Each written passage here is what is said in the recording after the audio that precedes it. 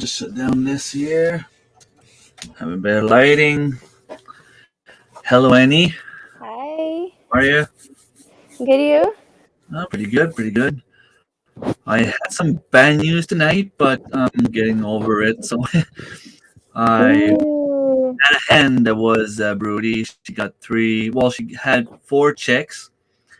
One of them was abandoned last night. I went there to check it out, and the little chick was crying alone in a corner. So I picked him up, brought him home. He was just a newborn, so I put him in the incubator, and he was all right this morning and still all right tonight. When I got there tonight to go feed the chickens, the three chicks were missing. No blood, no feathers, nothing. I can't see where it could have been. No. Just put the volume up a little bit. I don't hear you very well. All right. Is it me? No, I no, didn't have a lot of time to set up. Like that's okay. I kind of popped in. There was like 10 seconds on your uh décompte. I was hoping to have my introduction done. It's still exporting. So before I go any further and before I forget, Marilyn, if you're there, maybe you want to share 12 Stones Ranch channel. They're a new member of Rem's Family Farm, so it'd be nice if we could give them a little shout out. So Renz is here, 13 minutes late, only to discover I'm 40 minutes early. Marilyn is here, Louis is here. Paul Andre Lessa, thank you very much for dropping by. Marshall Warden is here. I see 11 people watching, so there's a lot more people in the background that maybe don't want to talk, but that's all right. You don't have to talk if you don't want to. You don't have to chat if you don't want to. If you're listening, it's just as important. Sorry to hear me. Rats and even squirrels can be bad at stealing chicks. Really? Well, the only thing, rats, maybe. I think it could, well, squirrels could probably fit too. But then again, I don't understand why the hens and the rooster didn't defend it. Well, they could have run off also. Yeah, maybe they couldn't get out of the barn. They could get out of their little uh, side there. They could get out of wherever they were, but they can't get out of the barn. So I don't know. I don't know what happened. Anything's possible. It's just that I didn't see any feathers. I didn't see any blood. I didn't see there was nothing suggesting that they could have been fighting for their lives or whatever. I And keep how was thinking, the hen? How was the but mom? How did she look? like nothing ever happened. She looked as Oh. though she never had any chicks. Like she was just walking around, scratching on the ground, and was nothing more. Hello, Annie. Hello, Lynn. That's sad. Well, first time moms are always tricky. Like you never know what you're gonna get. So, like I had like a double deal of a hen and a chicken that a hen and a duck that wanted to be moms, and there was a baby right in front of them. You know the duck that I rescued? Yeah. It was right there in front of them and they weren't doing anything, and they sat on a nest for like 45 days, and after 45 days I'm like, okay, you're not good moms, and I just remove all the eggs. Sadly, that's under them. They all the baby died, and the two of them are attacking the little duck that's theirs. Whoa, that's weird. Yeah. Uh, So sometimes they're not meant to be moms. yeah. Sadly. That's no problem, Lynn. Thank you very much for dropping by. And Marilyn was asking me if I should bring a few of the chicks I have here over there to the mom. I'm afraid that the mom, if it's not her chicks, that she'll attack them. Like pecking order, she might just go after the chicks. You never know.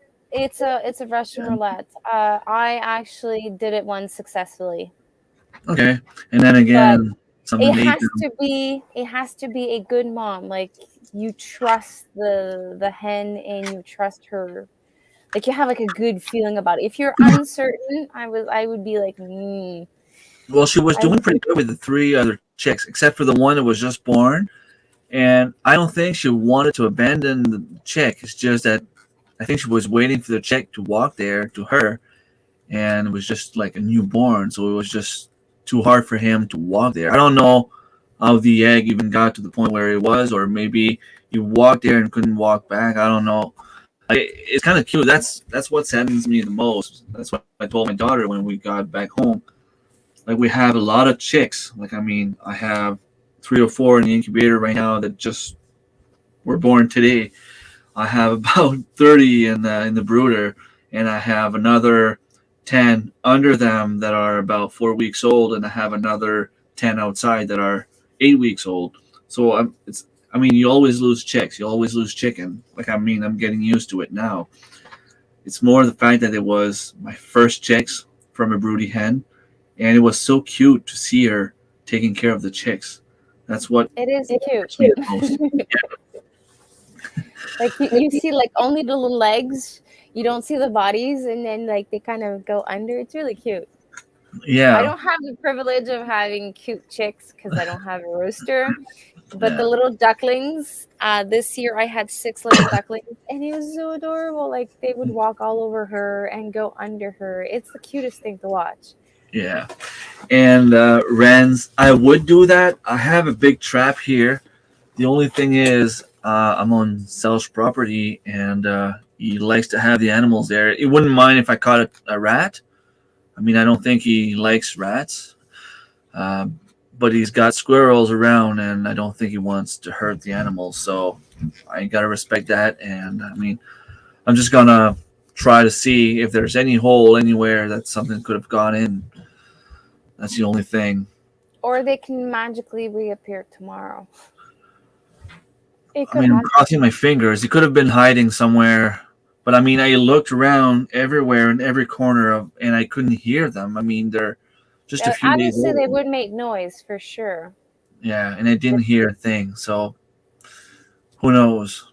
Maybe I'm crossing my fingers that they were just hiding somewhere, like behind.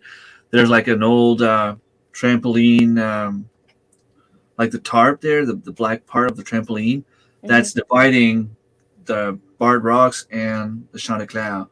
Could they have crossed Maybe over? Well, I checked on the other side. If they went there, I mean, I'm pretty sure the chickens would have gone after them, but who knows? I couldn't find them anyway. I looked there. I looked where my turkeys were. I looked under my quails. I looked literally everywhere, and there's no way that they could have gone out of the barn. The barn was locked and Okay, secure. well, there's somewhere around there, or something snuck in and snuck out with them. I thought it could have been a snake, but Sells thinks that they wouldn't go after my chicks. Well, depends the size of the snake.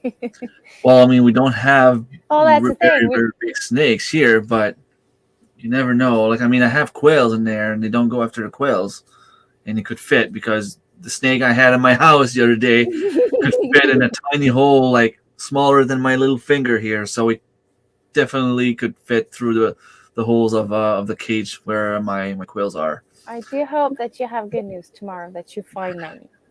Yeah. If not, I mean, it's okay. Like, I mean, I can Well, live no, with. you need to find out because if ever you have more chicks, you don't Yeah. want to have to go through it again. Because if you have a snake or something that made home in the barn and you keep bringing it chicks, it's never going to leave. That's an interesting theory. I don't know if it's Jack or Lindsay, but Mm, very interesting. I could try it out. It's just that I'm afraid that whatever caught the first ones, yeah. might Unless go. unless The other- you bring her home to your house. Yeah, but then again, I have other chickens here. I don't know how they would react. It would still be the pecking order between the Yeah. chickens. Yeah, it would be something. By the way, Jack, you have to respond to my message.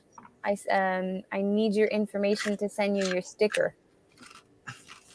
I sent you a message, I think Thursday.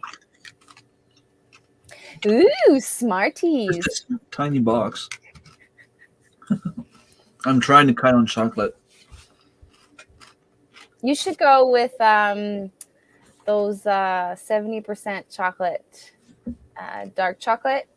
Yeah, it would probably like kill the need to eat chocolate after No, that. well, start like when I wanted to give up chocolate, I went into Godiva, like high-end quality chocolate.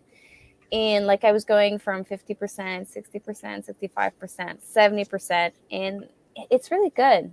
Like Okay. there's less and less sugar, and you actually taste the chocolate because technically we're eating chocolate for the sugar. Yeah, Tech- I'm a sugar but bug. yeah.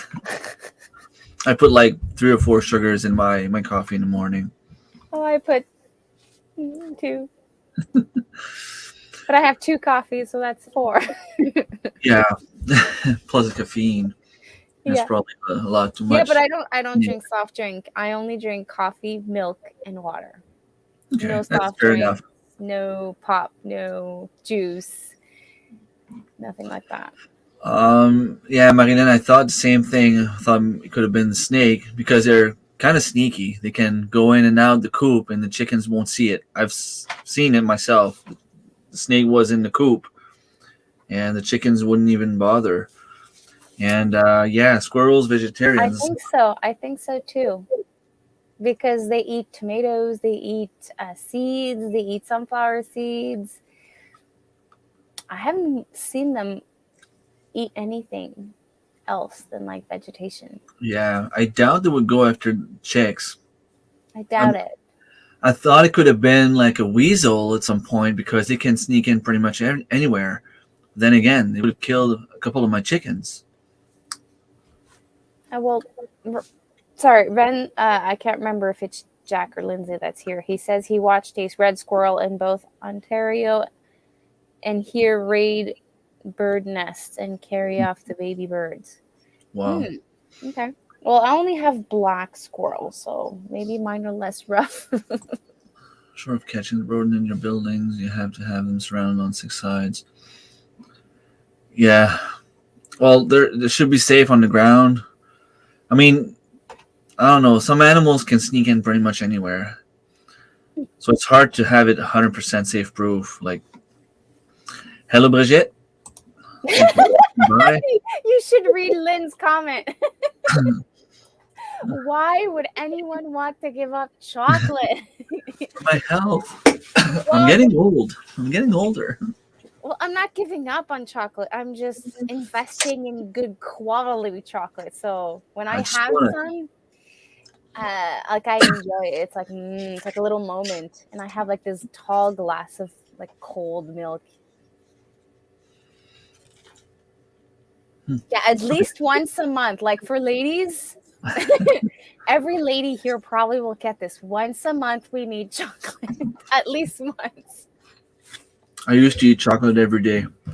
Well, it's a That was hormone thing. my breakfast: chip, a chocolate bar, and Oh a my Pepsi god. every morning. No, well, us it's hormone stuff. It's not even like a taste. It's just like we go through like this sugar phase. Gotta love the hormones. Okay, I'll catch up later. So, how have you been? How's your summer going? Well, my summer's definitely different than it was like the past 4 years. I had to teach myself to let go, Hmm. which was something that was like drilled inside of me.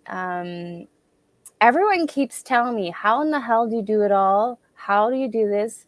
You must have a green thumb. What else did I hear? I hear so many things, but like, I don't show everything. Like, there's parts of my garden that are like epic failures. I do talk about it, but I don't like zoom in on the problem. And this year, letting go made me realize that I was just doing like work, work, work, work, work. And I was just like on survival mode. I was not actually living. And it kind of hit me like a stone wall when I came to that realization. like I'm doing what I'm doing to feed my family, but also to have a better lifestyle. But that's not what I was doing. Yeah, if you don't get the good lifestyle part, it's kind of useless to do everything you do, right? Yeah, so I have, like Darren said once, I have permaculture with my weeds in my garden. Like I actually have weeds are like mid length between like my ankle and my knees, and I kind of have to like wear long socks sometimes to go get some of my stuff. But the food is there, and it's gonna grow. It's just gonna take a little bit more time, and I am like making myself like a priority. Like my tomatoes are a priority, my peppers, and potatoes. So I kind of like cherish those, and the rest when I had time, like I went and I allocated like 5 minutes, 10 minutes, or 15 minutes, or like whatever time that I had. And it freed me of so much stress. It's crazy how much stress like kind of just like washed off. And after you posted your video, I started thinking about my own garden. I pretty much did the same thing. Yeah. It's Well, full of weeds. It's full of well, weeds. you work full time, so it's not the same dynamics, but it could be the same. But like I It was was going actually crazy. treating this as a job. Like I would get up in the morning, work, work, work, work, and I was working 7 days a week. I was never stopping. You go fishing with your kids, you do other stuff, like you go out, you go walking. I don't do that. Like I didn't do that for 4 years. Obviously, we were locked down for 2 years, Yeah. but the two first years, the only thing I was doing was work, work, work, work, work. There was nothing else. The homestead, and you kind of lose yourself in the process. In that video, uh, it was kind of like the video I watched from Angie. When she let go of her from Anu, she let go of her garden, Hmm. and it kind of gave me like the push to share that with my viewers, that it was important to let go. Hmm. And to me, maybe it wasn't like I see Lynn's comment a little bit lower saying that she's trying to let go.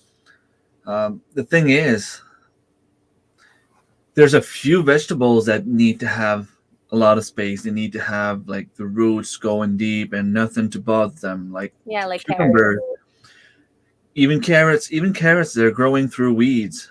I mean, I had a bunch Yeah, of but weeds. instead of having those beautiful long carrots, you're gonna have like those like Yeah, smaller carrots. but it all depends. Like, are you willing to put 2 hours of work just to weed the garden every single day for 7 days a week for like 3 months or 4 months, depending on what zone you're in, 5 months for you, um, only to have maybe like an extra 10% at the end?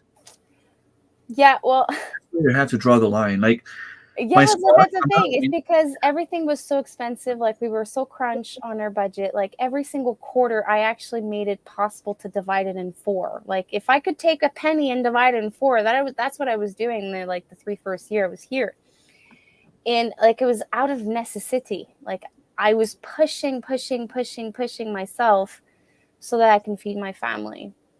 But it cost me something that cannot be bought, like my mental health, like accumulated stress, accumulated fatigue. hmm And that's the part that's not worth it. yeah, and it comes pretty much as I come to the same conclusion. Like, at what point do you draw the line of what you want to harvest versus, I Whatever mean, costs you your your mental mental health is health, important. Yeah, if it costs you your mental health, stop. yeah, Like, or like if you're like, what I'm doing is like I'm pushing myself and like, okay, that's it. I'm letting go. Like I can't go past that point today. Like I've done everything I could. If I could, I would hire someone to work maybe 12, 20 hours a week with me, and I would have work for them. Like I would have like an epic garden. Like I would weed like 2, 3 hours and every day it would be fine. Yeah, But I can't do that. I would have to I like mean, have a farm and be a it defeats registered the farm. purpose of growing your own food at the same time. Yeah. But like I was reading British's comment. Yes, Annie, I keep seeing all you do, and I was like, oh my god, she's going, she's doing so much, and then oh wait, she has more time. Well, yes, I do have more time, but I have the kids till 9:30. So I drop them off at at camp around between 9:30 and 10. And then I get here. I have from 10 o'clock till about 3 o'clock at in the afternoon, and that's where I have to do everything. So I'm a mom, I'm a housewife, cook, clean, garden, homesteader. Like I have so many hats, so there's only so much I can do between 10 o'clock in the morning till 3 o'clock in the afternoon. So like I Mm. can't spend 3 hours a day weeding. Like I started my canning session. I've been pressure canning like almost every single day, preserving almost every day. So like I can't divide myself in like multiple people. So Yeah, and the kids are still too young to take care of themselves, and my even well, oldest, yes, she's gonna be 10. So yeah. I mean, she'll almost. play, but I'm sure she's still fighting with the other ones though. Oh God, yes. So, like, you still need to be there for her. Like you still need to keep an eye on her. That's what I Yes. mean. Like, Yeah. and they're even too young to want to help you in the garden. Like I'm lucky on that side. My kids, except for maybe the last 2 weeks, they've been helping me a lot in summer. That's probably why I'm still here. I'm still sane. Mhm. Um, Well, but I can get where having to take care of kids while doing all that is just too much. the 3 first years, my husband would take the care of the kids, and I would work till 11, 12 o'clock at night. So as soon as the kids were up, he would take care of the kids. As soon as he arrived from work, he would take care of the kids so that I would be able to do it all. Now we're kind of able to do it, but like with the kids or the kids next to us. So it's like we're able to do a little bit more, but there's like no family time. Like Yeah. that romantic dream that I had 5 years ago, like the full family harvesting and doing all those things. It's not happening anytime soon. Maybe one day, like when my youngest stops being a little rascal. See, you have that issue, but I have the issue where my girlfriend doesn't want to have anything to do with the garden. My Yeah. 18-year-old doesn't want to have anything to do with the garden. The 14-year-old son will come with me hunting and go harvest some apples because he likes climbing. He likes being like Well, um, that's something. You can do that with him. yeah. But I'm not gonna go and do stuff with the five of them in the garden, six of them in the garden because it's not gonna happen. Yeah, that's why I I keep will be saying homestead. that romantic dream. I'm not sure it's gonna happen anytime soon. So yes, it was hard. It was hard to make that decision. And then even with that decision, I actually pushed it further. Like usually we raise and butcher twice chickens. Like we have chicks, meat birds in April, and then we butcher them, we'll harvest them. And then as soon as that is cleaned up, like we have 1 or 2 weeks free without any meat birds, and then we would do a second run of 25 birds. This year we're not doing it. We're not doing the second batch so that we can have a little bit more Time to yourselves. time, because yes, meat birds are not that time consuming, but like at least once a week there's like this long period of time that you have to work. They're not the cleanest birds, so that means you have to empty out everything, you have to bleach everything. If it's like really dirty, like we maybe bleach once or twice during the period, and then you have to put everything back, and then the next day it's it's you have to put back hay. And since I'm always alone doing all of that, on Saturdays and Sundays I keep the bigger projects for me and my husband. So there's like there's no time for couple, there's no time for family. It's like only work, work, work, work, work. So we're kind like we've decided that we're gonna change up our numbers for next year. We're gonna do 35 or 40 in like meat Right. birds, but all at once. Mm-hmm. And I That's a actually good way to do it. learned how to process, uh, like I do, not the actual harvesting, but the after, like to empty it and cut it and do the breast, the thighs, and all of that. So by me learning that process, raising 25, harvesting 25, the day of the butchering will take us the same time for 10 more birds. And we're changing a little bit our system so it could be automated water and automated feed so that on the morning I don't have that much to do, only that once a week cleaning. That would be amazing. Yeah, well, we're trying to put the pressure and the workload down. Hmm. That's the way to go. I mean, it always looks better or so simple when you look at people like Justin Rhodes or even Jason from Sutherland or Simple Living Alaska. But I mean, they have so many subscribers. Just the money they make out of YouTube, they can buy that stuff. Yeah. I mean, you were talking about doing just the one batch of chickens. I had to do just the one batch because I was due to have like to purchase a second batch like last week. Yeah, it was My bank mid-July. account was in the minus, so there was no way. Like, I mean, gas went up, food went up, all the bills went up, and I couldn't even afford the $150 to go pay for the chickens. Plus, it would cost me an extra $40 worth of gas to make it there to go buy the chickens. Plus, I would have to go back to go get them when they would come in. So I had to make the decision. Well, this year we're only going with 22 chickens. Well, me to offset the 25 birds that will not be in my freezer, I'm actually trading. So the 6 ducklings that I have, I am exchanging it. So I'm taking the dollar value of those 6 ducklings.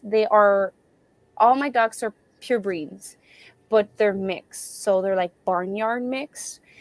So we came up with a price. The females will be this, the males will be that. And I'm going to bring it to Anny from Mama Homemade, and we're trading for meat. Okay. So it's not going to be the equivalent of 25 birds for sure, but it's going to offset some of Yeah. it. And I am looking for deals at Costco and other grocery store, like of hamburger meat and stuff like that I will be pressure canning and like to make the difference of the 25 birds. And Brigitte, to answer your question, the automatic waterer and the automatic feed, it's the waterer. The idea is Living Traditions Homestead. They take a 25-gallon bucket and they kind of put it in a saucer and they fill it. So I would put 2 of those, and then it would be 50 liters. It would give me about a day and a half of water instead of having that little 10-gallon water that I had to fill 2-3 times a day. And I'm going to put it up on a step so that their feathers, their breast will not go in the water. So the bottom saucer will stay clean. As for the feed, the automatic it's a garbage bin that you fill, and the bird can only put their heads inside with like piping, like plastic piping. I can't remember if it's Justin Rhodes or Living Tradition Homestead that made one, but there's like DIYs all Oh, over YouTube with that style. I know there's for my birds, I want to do one for a 50-pound bag. But if you have squirrels, you have to be careful. You have to put it airtight so that they don't go in. That's why I'm only going to do maybe like a 25-gallon or maybe a bit bigger. We'll see. hmm. I'm just going to take a I'm second. talking. I'm just going to answer Bridget. I'm only talking for my meat birds, the automation. Sorry, I cut you off. No problem. I just want to say hi to Grey Wolves Outdoors Homestead. I've seen Krubby the Beagle and Sub Harvey Black and BB Kearns all in Homestead. I hope I said it right. Thank you very much for being here. There's so many comments we missed. Yeah, I'm trying to go faster, but I Okay, show them on screen. take So 5 minutes and read your comments in case there is like something important. yeah, it's always important. People take time to comment. I think this year I felt so much pressure. This, yeah, yeah, Yeah, I feel the same way. but the more pressure, I don't know if you guys are gonna understand what I'm trying to say. The more pressure you're gonna put on yourself, the more failure you're gonna have. Because at one point you're gonna break. Like your body, your mind, your soul, your mental health will break. There's so much pressure your body can take, and at one point it breaks. Yeah, that's the thing. And when it does, you get sick. Like you get a cold or you get a stomach bug that passes by because like you're not top shape, or you've been stressed out so much you stop training, you stop going to the gym, you pick up bad eating habits. Like stress is like It's a I bad thing. it's a bad Well, thing. It's like a C word almost. Like it's like it's lymph. not always bad if it's the right stress. Yeah, yeah. But Because we're talking about the bad one. yeah, I mean, in the spring when time came to for me like to harvest the fiddleheads and get ready for the chickens and get ready for the garden and start transplanting my stuff. I mean, I was literally living on fumes. Like I was going to bed at 12, 1 in the morning, waking up at 5 or 6, go, go, go. Like I would have to go to work, get back home, go, go, go until midnight. It didn't last very long. I mean, You after a while, crash. I had to take some rest. Yeah, But you for that crash. 2 weeks there, the stress, it was a new thing for me being in Shed Wars, and it was just like, okay, go, go, go. Like I felt like I could do it for forever. But I mean, of course, at some point it catches back to you. But I mean, for Yeah. that 2 weeks there, oh my God, it was like a good stress, a good rush, like boom, let's go. It catches up. Like I every year, me it's a bit different, but every year I keep saying, "Oh, I'm doing good. I'm doing good." Last year, November hit, November 1st. Well, like I hit a wall. I Yeah. I I kept saying to my husband, "I'm not sure I'm gonna do a garden next year. I'm not sure if I'm gonna raise meat birds. I'm not sure if I want to get involved as much." Because I was like exhausted, but like mentally, physically, emotionally, everything about my being was exhausted. And Yeah. like we only have like December, January, and February to like relax. Yeah. And those are the worst months. I, It's uh, I suffer from seasonal depression. So December, January, and February are the absolute three worst months of the year for me.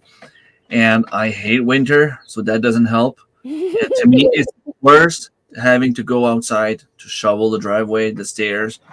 Like I'd rather be outside until 2 in the morning weeding my garden, and I don't do it. So it tells you how much I hate shoveling. well, shoveling could be fun,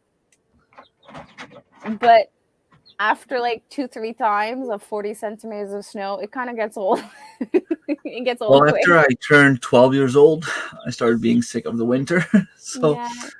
I Well, just see one it's snowflake, and oh my god, it's pain. if you think of it, it's necessary.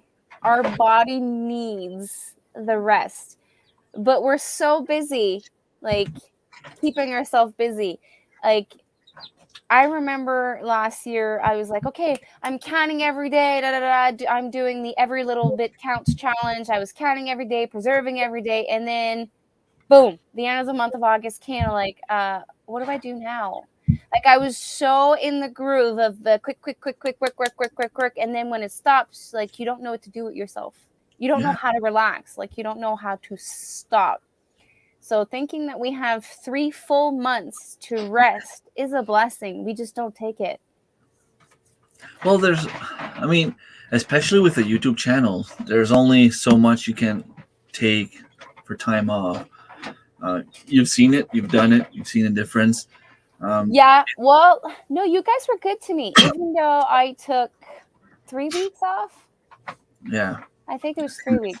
I took 3 weeks off. I did like 3 improvised lives, and I still had some love. Like obviously my stats changed a little bit, but I was able to focus and recharge my batteries, and I actually made sure I had 3 weeks of video pre-filmed, pre-scheduled so that I can enjoy those 3 weeks off.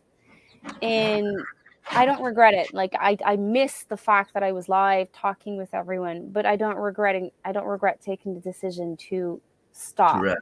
to rest. Yeah, and I think it's important sometimes to just take time. Like, how can I say that? Just like, okay, you know you have to do a video today, but you know what? I'm not going to do it today. I'm going to go at the beach, sit down, do nothing, or I'm going to go over with some friends, go play cards, go play PlayStation. Just going to go for a walk. Anytime that you get to that point where you tell yourself, I think tonight or I think today I'm going to take the day off. If you feel that way, listen to your body. You need to take that day off. Stats, it's only stats. Like you said, people that come to you will go back to you. I mean, if you take a year off, that's a whole different game. No, But that's a different ball game. But I was still publishing like three, yeah, 4 videos a week. It's just the live period that I was like not investing an hour and a half every single yeah. Sunday. I have a video filmed from last Sunday. It's all on my computer. I just didn't even get to editing yet. And it's something that I want to be careful how I do it because I think that it's something that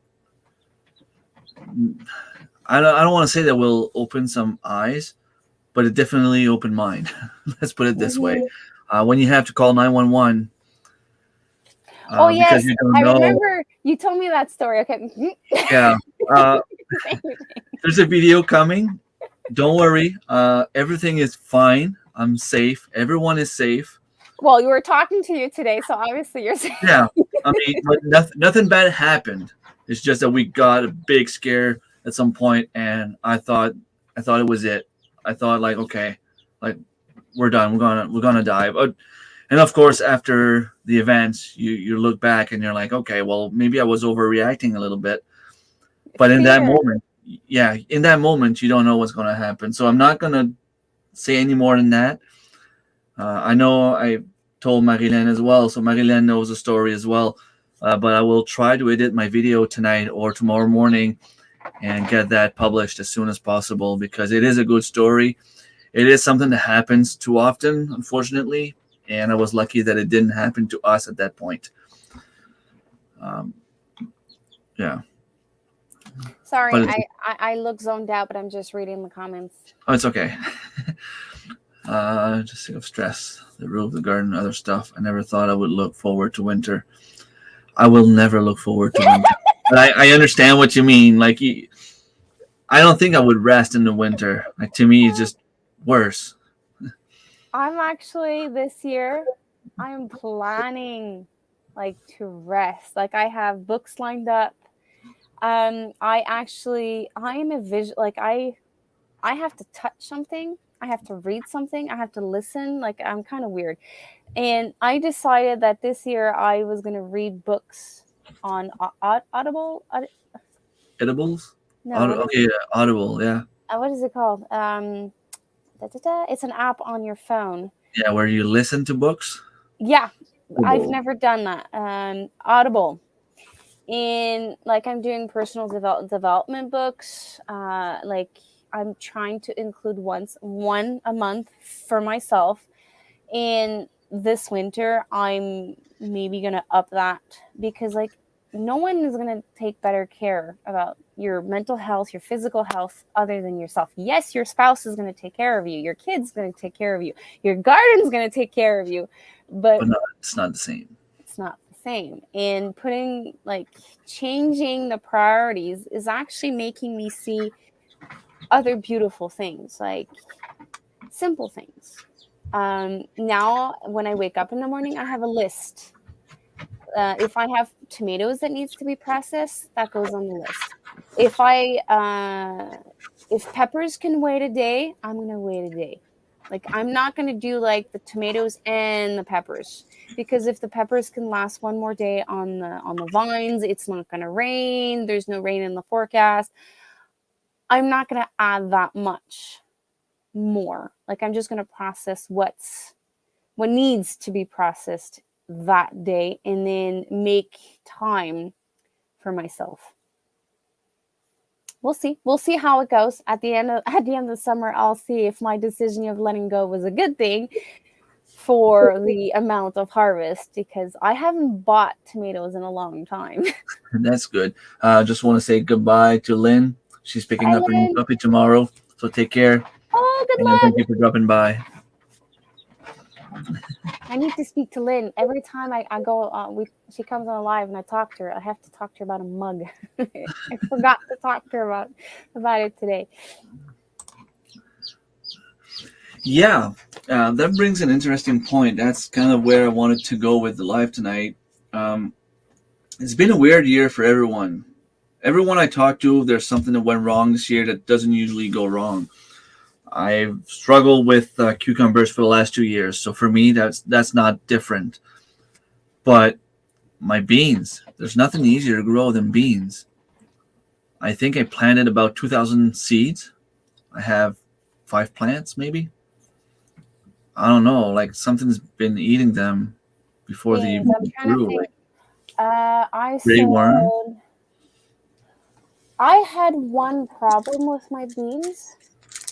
They were the variety called Maxibel from Jardin des Coumem. They did horrible. Like I can't even start to describe how horrible they went.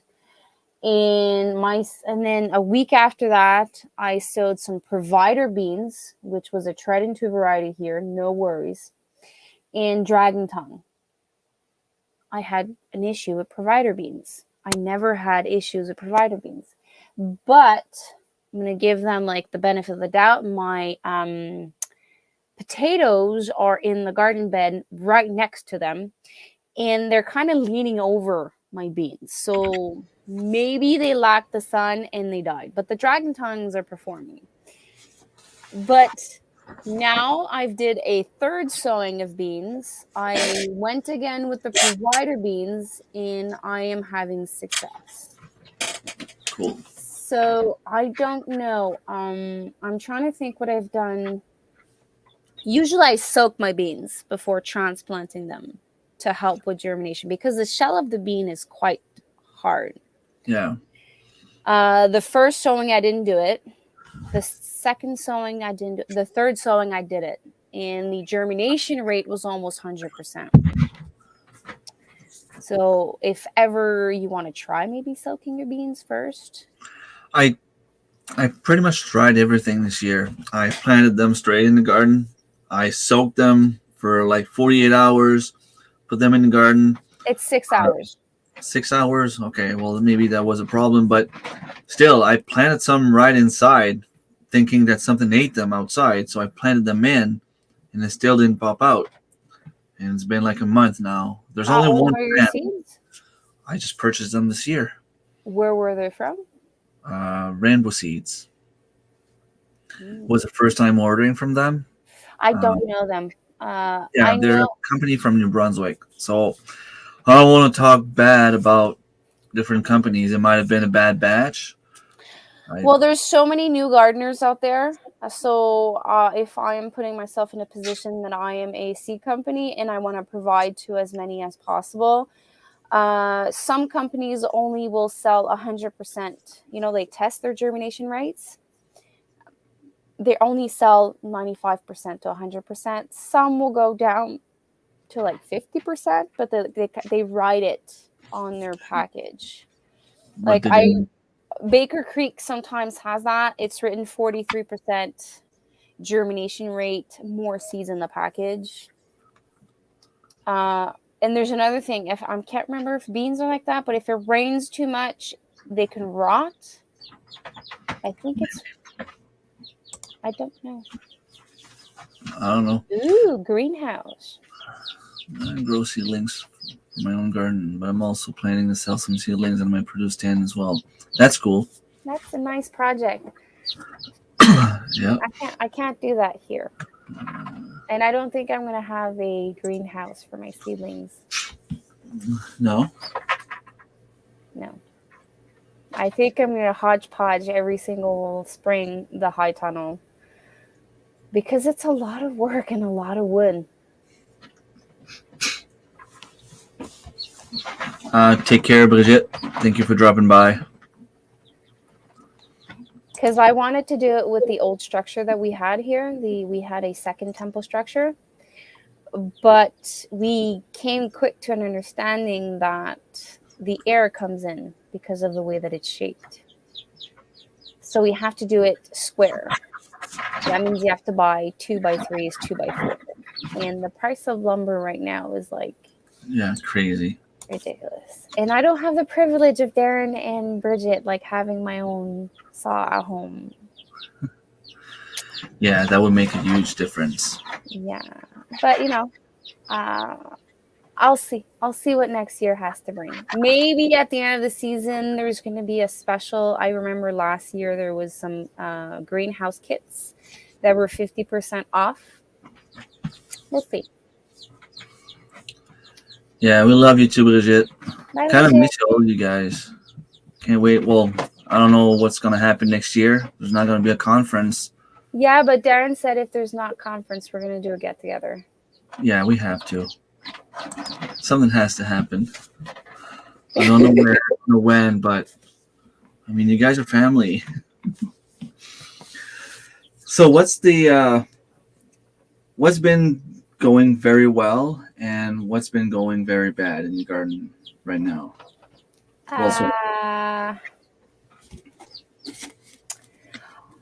I started off with my cauliflowers going like really nice, and then it turned ugly really fast.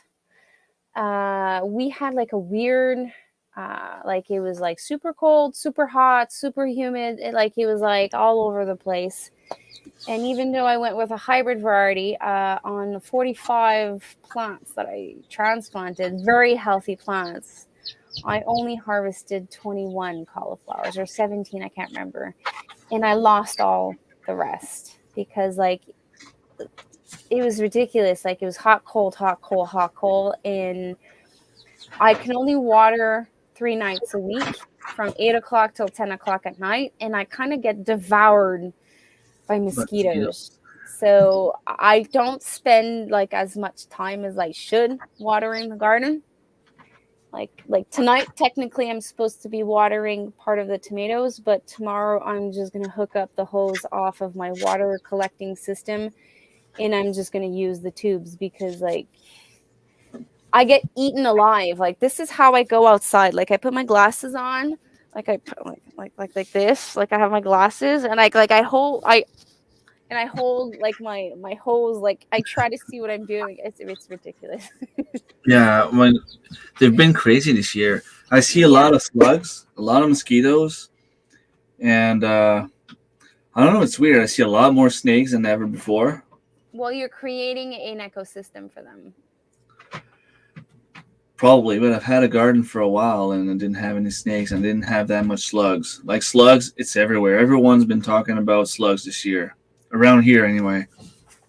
I only had slugs in my cabbages. I don't know why. So all my brassicas this year were a total flop.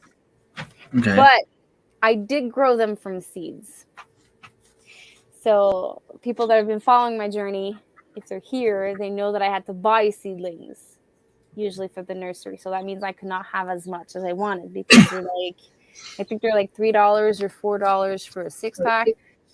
But this year I was able to like grow all of them from seeds. So yes, it's a failure, but it's also a success for me. Cool. On my side, like I said, the beans have been going bad. Cucumbers, for some reason, I can't grow cucumbers. My radishes, they they grew up Yeah, not they wide. bolted. You probably sowed them too late. I Well, I have to resow my radishes. yeah, I'm gonna sow some more for the fall, but and then what else? I planted a lot of stuff at the community garden as well, and nothing really came up. So I don't know. Like I don't even remember what I planted, but I know I planted a bunch of beets, sugar beets. Uh, Tags. You need to learn about tags. yeah, I know. But once they grow, I know what it is. Except for the new stuff there, like I planted some bok choy. I have no idea what that is. I have no idea how it grows, and I have no idea if I have some in my garden under the Bok weed or choy, not. the first true leaves, the first leaves that comes out looks like a radish, Okay, well and maybe then I remove them. and it starts kind of like it's hard. It looks like a small cabbage, Okay, maybe that's what I have. and like so, let's just say this is the ground, and then like it grows like this, and there's like a crown. Instead of being a whole cabbage like this, it grows like this. And there's like many leaves, many layers of leaves. And at one point in the middle, if it gets too warm, exactly like cauliflowers or broccoli or brassicas, there's going to be like a shoot that's going to come out in the middle, and flowers are going to come out. Okay. Usually, bok choy are about this big, Okay, well I probably don't have any in my garden then because I but don't they're have. very, very finicky. Like you have to sow them early. As Yeah. soon as it gets too warm, and the black beetles love them. The slugs love them. Um, the cabbage worms loves them. So you kind of have to go on the earlier sides for. Okay, well I'll go look again, but I don't think I would have any in my garden. Um, I've seen something else in the comments somewhere, or I thought of something else that I was struggling with. But anyway, my strawberries did pretty good. They were eaten by, I'm guessing it's probably mice, or could have been a squirrel. I don't know. There was literally a bite taken off of them. So if I was waiting for an extra day, like sometimes okay, tomorrow that one's gonna be ready. It wasn't gonna be ready because it wasn't gonna be there anymore. That's what I did this year different. My strawberry plants, I had 20 that were like 1 year old, so they produced. As soon as 3/4 of the strawberries was like red, the next day it was like almost all red, I would harvest it. If I would have waited the day after that, it would have been spoiled. I have cats in the area, and they eat my strawberries. Like, and it's the first year that I eat strawberries. This year I have red alpines, yellow alpines, everbearing, and Kent. Kent is an early variety, and I had some strawberries from all of them. My peppers and my tomatoes are abundant, Mhm. but like I've told you off screen, they're not getting red. Like they're not getting the colors. I don't know. Like I saw one today that was starting to turn a little bit like yellow orange. So there's one there that's coming. Did you notice the days to maturity of your plants? Well, they're all pretty much Manitoba tomatoes and 42-day tomatoes. Okay, so Manitoba, I think it was a 65 day. Remember, it's 65 days after transplant. When did you transplant it? It was around the 10th of June. So 10th of June, 10th of July, 10th of August. That's So by 60 the days. yeah, but that's 60 days optimal conditions. Yeah. So go closer to like 20 days or so you're there. Like by the end of the month, they're gonna turn because it takes as soon as they reach their size. So I think Manitoba is about this big. Yeah, they don't get very big. Uh, calculate that about 20 to 30 days after that, they're going to change colors. Okay. So by the end of the month, they're going to be red. Okay, let's hope you're right. I know you're right. Let's You know about tomatoes, so I'm not gonna argue with you at all. I'm gonna wait. I am risking this year. I'm going with Jersey Devils. I have 4 plants and they're 90 days. And 90 days brings me in the middle of September. Wow. Like beginning of September, middle of September. And my plant has like 20. I have 4 plants. I think they have like at least 10, 15 tomatoes per. They're huge. They're paste style tomatoes and they're like elongated. They're about this big. They're huge. And they look like they look like a corne. You know A those horn. yeah, they look like a horn. Jersey Devil. Cool. My Uh, my I'm struggling with. peppers I had a rough start. Okay. I don't know why though. I think they were root bound or they had a cold snap. Hmm. But they're picking up a little bit. I'm struggling a little bit with my lettuce. Well, it's weird weather. It was cold, cold, cold, cold, cold, and then suddenly, boom, warm. So we planted stuff at the beginning of June that I know were cold hardy, like lettuce and peas and stuff like that. And then suddenly, a few days later, boom, like plus Well, 35s, and yeah. it's like, Your I don't your know, it your looked weird. greens you're gonna have to plant them in May probably. Yeah, but I didn't have my garden ready in May. That's the thing. Mm, So I depend on another guy to come till my garden. yeah. I need to buy the black thing that you showed me there to cover Yeah, cover my the garden. ground cover, yeah. That will fix the weeds and hopefully help me on the long run. Yeah. Made the same mistakes, same one I make every year, where I don't label stuff and figure out labels. Yeah, that's the thing. If it doesn't grow, and like I like going into community garden for that reason. I go out there, I look at the stuff, and I try to figure out what it is as soon as it comes out. And then I'm like, okay, well, that person grew this, this, and this. And then I go a few weeks later, and I look at the stuff again, and I'm like, okay, I was right, I was right, I was right, or I was wrong, or I don't know. It's just a little game I play with myself, and it's kind of cool. I like it. I like Marilene's comment. Stop tilling. Simple. Yeah, but if I don't do that, I can't plant because there's too much weeds. Like the weeds grow 100 times faster than the rest. So I The more can't even you put my seed because there's too much weed from the the more previous you year. till, the more weeds you're gonna have. The less you till, the less root, like the less you will have. So you're gonna an investment that I made this year is a broad fork.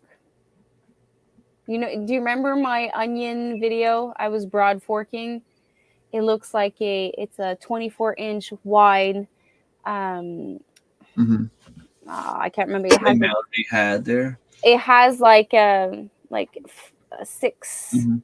things like that, and you put it in the soil and you open your soil, it loosen your soil, Mm-hmm.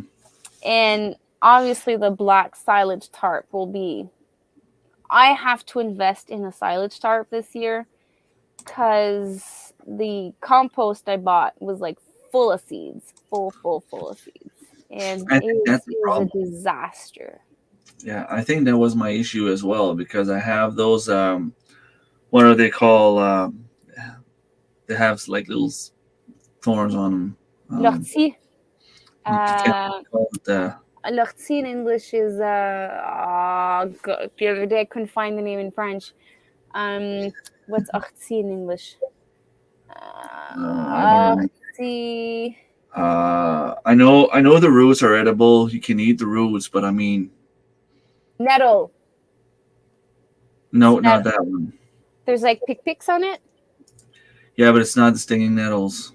Oh, It's I have that. It's full of that. it's just because I'm trying to remember the name. I know the name in English. I always use the English term for that plant. But anyway, I've never had that in my garden before. I bought some compost this year, and my garden is full of it, like everywhere. And So I it know has it's needles on it. Yeah. but it's not nettle. No. Oh. Thistle? Yeah. That's all. That's it. Yeah. Oh, okay. Yeah. I And was I it's was close. I was close. Mine is it's like it so was full of weeds. It's ridiculous. Like I'm having good response from my plants, but as soon as I put water on them, it was ridiculous. Like having to weed your pathways. I've never weeded pathways before, like ever. I would no. like, You're supposed to somewhat kill the plants by walking on them all the time. yeah. So silage tarp will. I don't think I'll be able to find a 30 by 30 silage tarp in my budget, but like I'm gonna have to. Well, Figure my out. Yeah. figure out something. My garlic is gonna go where my squash is this year. So I can't put like the full back garden. I can't put like a full silage tarp. So maybe like a 10 by 10 or 15 by 15. And I have clover. I have red clover and white clover, but that's not what's in my pathways. I have a It's question regarding clover. Uh, what is it called? They say like every once in a while it's a good ground cover plant. the white clover. Okay, but like why? How does it work? Like I mean, if you plant clover everywhere, it's just as bad as weed, isn't it? Or is it because it's not strong enough to compete with the plants? Um, I'm not sure. I've made a lot of research on it, but since I couldn't find bulk It's a seeds cover of white crop. clover, it's a cover crop. So it balances something in your soil. Nitrogen fixer. Okay, So but it's then again, like you have to remove that the next year because it's gonna grow as much as your plants. in your pathways, it doesn't like it No, only. maybe not in the pathways, but Well, obviously, you're gonna have to weed like your actual garden beds, but the pathways you can walk on them. But it will not like the red clover. The flower is like really tall, but the white clover is like this high. okay. On the bright side, though, I've started harvesting squash, and I love squash. I'm probably just as bad as Chris. I just don't know as much as him about squash. I think I have about 18 or 19 squash harvested already. Nice, nice. Yellow You mean crookneck squash. oh, you mean zucchini type? Well, they're yellow crookneck squash. They, Okay, um, because there's I love summer them. squash and there's winter squash. Well, they're summer squash, Summer definitely. squash. Okay. No, I had a lot of those. But now I love them. my plants are dead. Like I have vine borers, I have squash bugs, I have the cucumber beetle. What else? No, that's it for those. So I Those yes, ones. those are crooknecks. They're Yeah. good. Love Like them. I actually played the Russian roulette with my squash. I let's just say my first frost is May 12th. I plant mine outside May 1st. And if I could, I would plant like mid of April Wow. and cover them because that means I will have 50 days or almost 50 days before the cucumber beetle comes. And then I will have boatloads of like squash before the vine borer comes. And then after the vine borer comes, I have like this massive invasion of squash bugs. So I would have at least something, but now I have to do two planting, one in May, one in July. I saw some spaghetti squash as well. I I saw love that. those. Those are my favorite. I can't wait for them to be ready. I have Look my like a kid first at Christmas when I saw them. I have my first pumpkins this year. I've never, ever was able to grow pumpkins because the squash bugs and the vine borers love pumpkins because their name is curcubacee pepo, like the Mhm. cucumber beetles and the vine borers love that family. That's And I amazing. have two pumpkins. And then one of the pumpkins, one that Marilyn, those naked seeds pumpkins, I have three. So I have Cool. 5 pumpkins. I never was able to grow pumpkins. And I found 2 surprised, like, out in my cucumber rows. Like, they must have, like, roped, and I didn't see. I have 2 more squash. So in total, that makes 5, 6, 1 curry and 2 surprise. Cool. So it's like, wow. Everyone's like, that's nothing. But like with all the vine burrs I have, it's like a miracle that I can have like all that. The biggest pumpkin I grew was maybe about the size of a soccer ball. My brother lives not too far from here. I mean, he's got the same weather, the same climate as I have, Sorry. and he was able to grow like those giant pumpkins. So I don't know what he does differently than I do, but he's gonna have to teach me because that would Do have you, helped me this year. do you know what pumpkins love? Chicken manure. Like, Yeah. empty your barn of manure, let it sit all winter long, and then add a bit of compost on top. Put your seeds in that, and you're gonna have big beep beep beep pumpkins. So I should. Yeah, I've heard about that. I should just plant my pumpkin straight in it. Or better, empty out your barn, empty out your like the seeds. Oh no, it's true. You have multiple. You have cross pollination with your Yeah. pumpkins, right? So Yeah. in the spring, like after like all risk of frost, just put like 3 seeds of pumpkin in there, and they're gonna grow, and it's gonna be like miracle grow for them.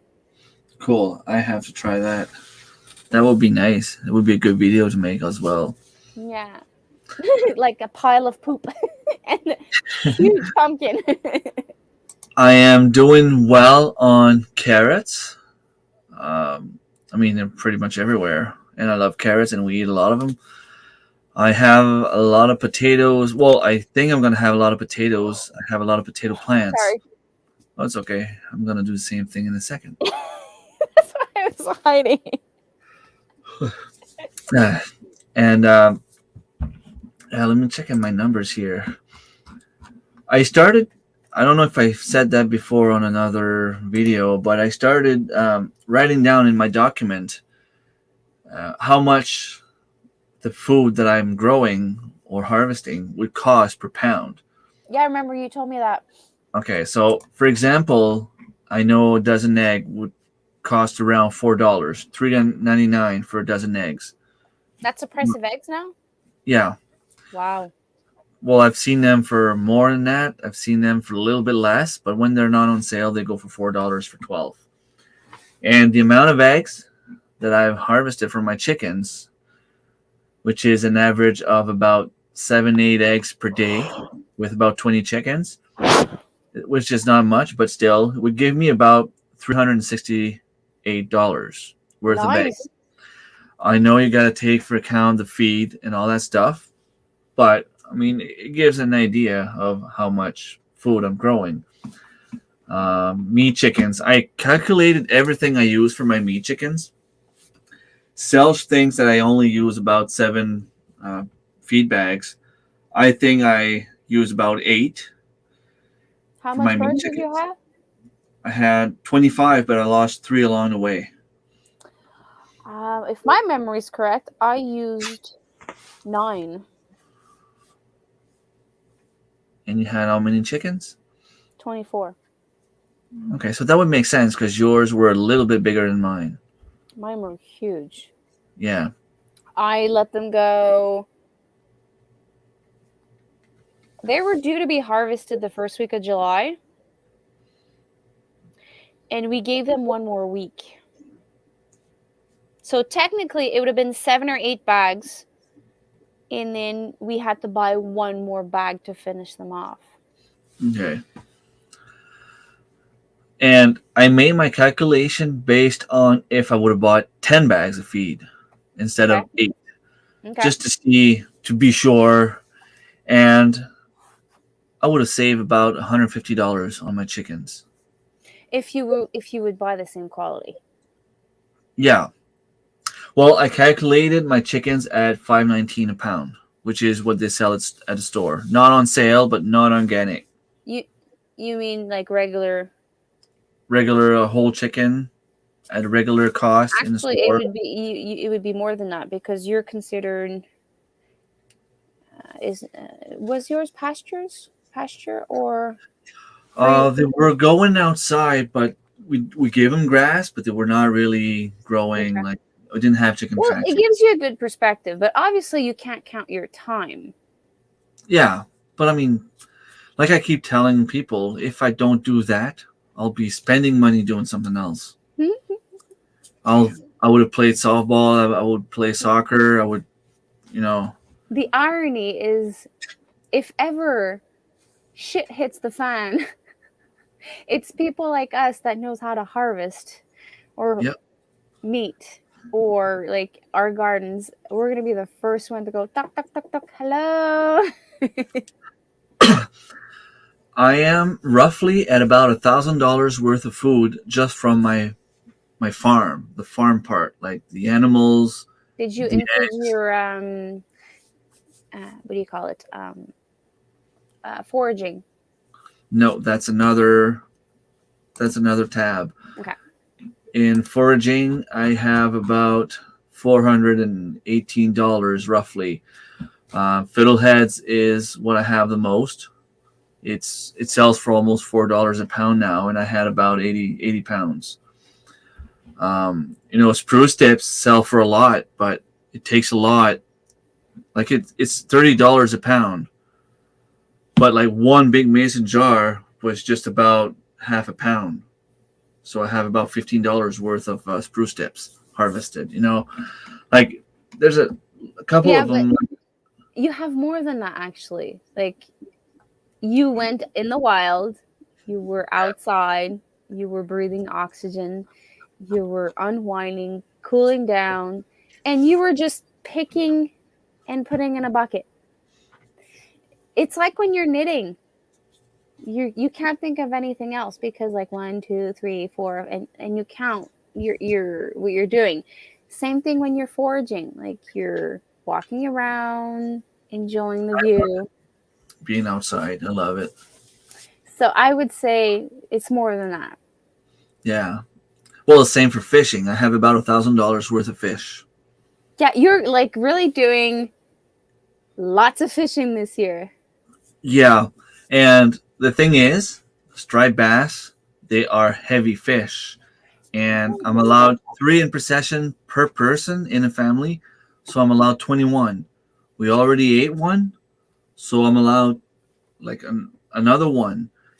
And the smallest one I had was 4 pounds. So the size that we're allowed to keep legally here in New Brunswick, they go from 4 to 6 pounds.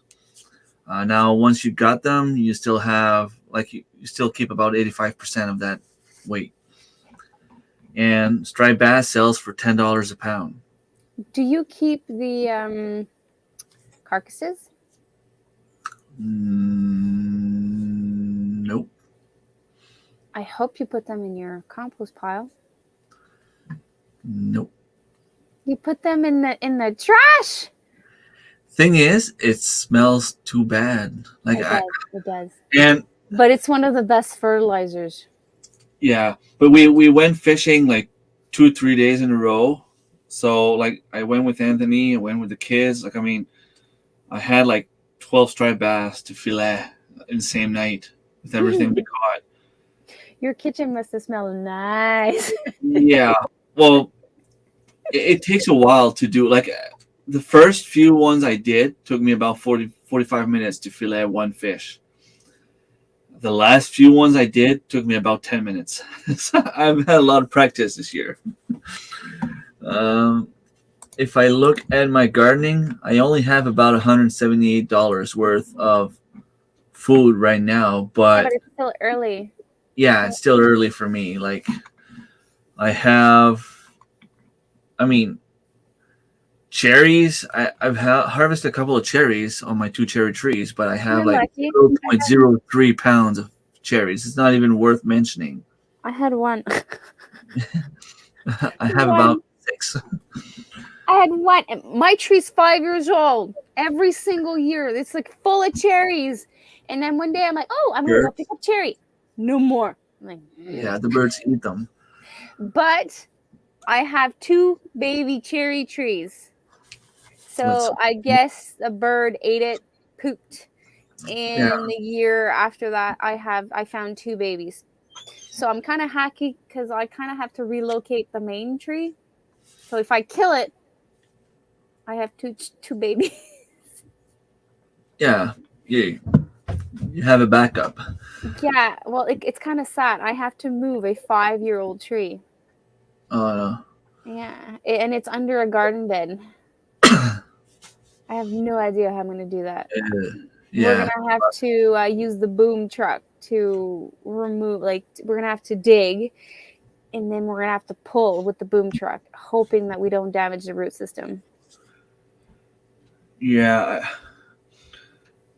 I guess it would be a big job to remove all the soil from your garden bed, right? That's a, No, it's on the side. So, like, this is the siding. The tree is like leaning on it. oh, okay. It's not gonna happen. I don't Yeah. know how you're gonna do that. It's not gonna happen. Well, we have the boom on the truck, so we're gonna on Fred's truck, so we're gonna figure out something. No, I can't put rocks, Marilyn, in my cherry tree like I did with my strawberry. I'm not sure how I would do that. I guess it'd be possible. You could put like those small Christmas balls, maybe. Yeah. No, it's because it's an inside joke between me and Marilyn. My kids went to pick out rocks. We painted rocks, red rocks, so that the birds would smash their beaks on Yeah, rocks. So then strawberry. when we had strawberries, they would go, okay, no, I'm not going there. But you know, the size of the rocks my kids choose, like one of the rocks is big. So it's like genocide for the birds. But I showed the rocks to Marilyn, and she laughed so much. And I left the rocks there. Ironically, the birds never touch those plants. The rest around that rock was touched, but not the one next to the big rock. Maybe they learn. Oh, they learn. If they smash their beaks on that, they probably like made damage. Yeah. Just quickly here, I have about 3 pounds of tomatoes harvested already. Nice. 6 pounds of carrots, but those were carrots from last year that I left in the ground. You're I have, overwintering ones? yeah, Nice. I have about 6 pounds and a half of strawberries in my strawberry bed. At well, I have 15 pounds of squash here, but I didn't count the ones I picked today. That Uh, that can actually accumulate quite fast. It's like three yeah, quarters of a pound. that's a good thing. I love squash too. Yeah. Like about 5 pounds of peas. I lost the battle with the peas. I had to sacrifice something in my garden, and my Yeah. shelling peas and my snap peas were sacrificed. I love peas so much. I hope I can plant another. Like, I have to rip out what's there, save the seeds that's on the trellis, and just replant them. I I hope I have was enough time. I was talking to one of my coworkers this morning, telling her that I was afraid that I was not going to be able to reach my 1,000 pound for Shed Wars, because you remember on your live stream, Robert was telling me that if I could reach 1,000 pound, that he'd be like, okay, you did your part, you did a good job. I'm at 517 right now, 517 pounds of food. Yeah, but you didn't take in consideration the squash and the potatoes. The potatoes is going to help. I don't know how much I'm going to get. Last year, I don't think I had more than 50 last year. Well, But 50 pounds. yeah, 50 is 50 for sure. How many tomato plants do you have? 80, 90. Do you have any paste style tomatoes? I don't think so. I have 42 days tomato, cherry, a few cherry tomatoes, yellow canary tomatoes, and the Manitoba tomatoes. I The think I have a few of the long lasting Magadan sent me. I don't know long where. keepers. Long keepers. No, you guys have the long keepers. I had another one because you didn't have any left. I Um, think they're called long lastings. The one I well, have. the Manitoba, the plant is always it's 24 inches tall, and there's a lot of tomatoes on a Manitoba. Well, my plants are full. If So if half of them ripe, I'm gonna have like 300 pounds. It's insane. 300 pounds is 300 pounds. Yeah. I'm also guessing that I'm gonna have close to 100 pound worth of carrots. I had that last year, and I planted a lot more carrots this year. Yes, I know that your climates are not the same, but the Manitoba was made for zone 3. Yeah, Same, the 42 days can be grown anywhere. But you're in zone 4, right? I'm in zone 4. Yeah. Yeah. Well, I have indeterminate plants and I don't have more than 10, 15 tomatoes per plant. I have more than that on my. But you saw the massive monster I showed you earlier on today. Do I have a picture of it? Yeah, I remember I showed it to my daughter. She was like, "Oh, cool." That's a Your that's a Jack. two pounder, like almost 2 pounds. Yeah, that's insane. I want one. I want one. Okay, that's one of them. That's my biggest. And right next to it, wait. That's huge. Like, Yeah. I can't even hold it in my hand. No, it's another one. That picture was taken today. It's actually bigger than the one I posted on Instagram. It's Cool. huge. You know my profile picture that I'm holding a tomato? Yeah. It's Same it's the same variety, and it's a old German. Jack, we should be doing the morning coffee thing. I don't know if I'm gonna be there for too long, but I have to try as soon as we finish. I'm gonna put my teams right there right now. Be ready as soon as we're done. I'm gonna join the stream right now so you guys can join tomorrow morning when you wake up. I'm gonna be sleeping in tomorrow. I'm so sorry. It's okay. Actually, no. No, I have like a hectic day tomorrow. So, Oh, yeah. yeah, my son, Cedric, little rascal, has a birthday party. Okay. So I have to bring him there. I have to escape for about an hour. And I have to come clean my house. I have my childhood friend that's coming with her family here. And she's coming for dinner. I haven't seen her in almost two years. And Cedric's teacher is like right next door at 3 o'clock. So I kind of have to escape my friend with Cedric to go see his teacher and then like stay there for 20 minutes and then come back home. And I have to clean my house and I have to can something tomorrow. Oh yeah, it's true. You're doing the challenge, every bit count challenge. Yeah, so if I'm not canning tomorrow, I have to preserve something, like anything. Like the other day, I didn't feel like canning, so I preserved tomatoes. I dehydrated tomatoes. Okay.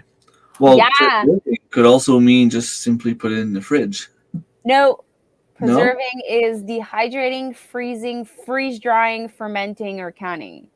Okay, so you're specific on those things. Well, the challenge, that's what it says. It's preserving long term. Okay, you can always just put it in the freezer. Yeah, I could put it in the freezer. Straight up. Yeah, so I harvested tomatoes, and some of them are like ripe, so I can just put them in the freezer. It would be considered preserving tomatoes. Yeah. But like, I know it's a bit cheating because I'm going to take those tomatoes and process them into a sauce. So we'll see. Like, it could be they don't need to know. No, they don't need to know. But like, you need to preserve something, regardless the size. Everything, like something every day. I don't have a freeze dryer. Huh? Go ahead. I don't have a freeze dryer, so I can't do that. So I have the option of freezing, dehydrating, or canning. You were talking about canning, and I don't know if I told you, Kristen is going to come here and teach me how to can. Yay! Pressure canning or water bath? Well, water bath is easy. I told Kristen, like, I've done it. I have some stuff in my drawer right now. Like, I did some dandelion jelly in the spring. Yeah. and that's water bath canning. I Yeah. still have them. Like, I mean, they're sealed properly and everything. For some reason, when it's something that I do, I have it in my mind that something's gonna go wrong. I'm gonna eat it and get sick. Like it's just. But I don't know. I have to get over that fear and just go ahead and eat it. Just do it. Yeah, So instead of just squash it, I'm gonna say just can it. yeah. And I um, I good idea have. logo. I'm sorry. Yeah, just can it. I'm gonna see if I can remember to do that. I have 2 cayenne peppers that are red. I can hang those. That would be like, yeah. It's considered dehydrating, so yeah, I could do that tomorrow. I can poke holes in my 2 cayenne peppers and hang them. Cool.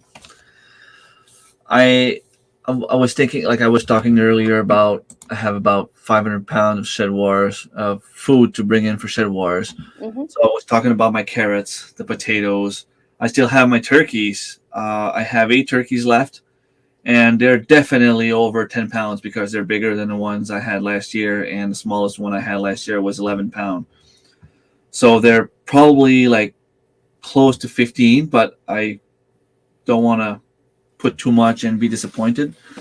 But if I could have at least 100 pound worth of turkeys, that'd be great.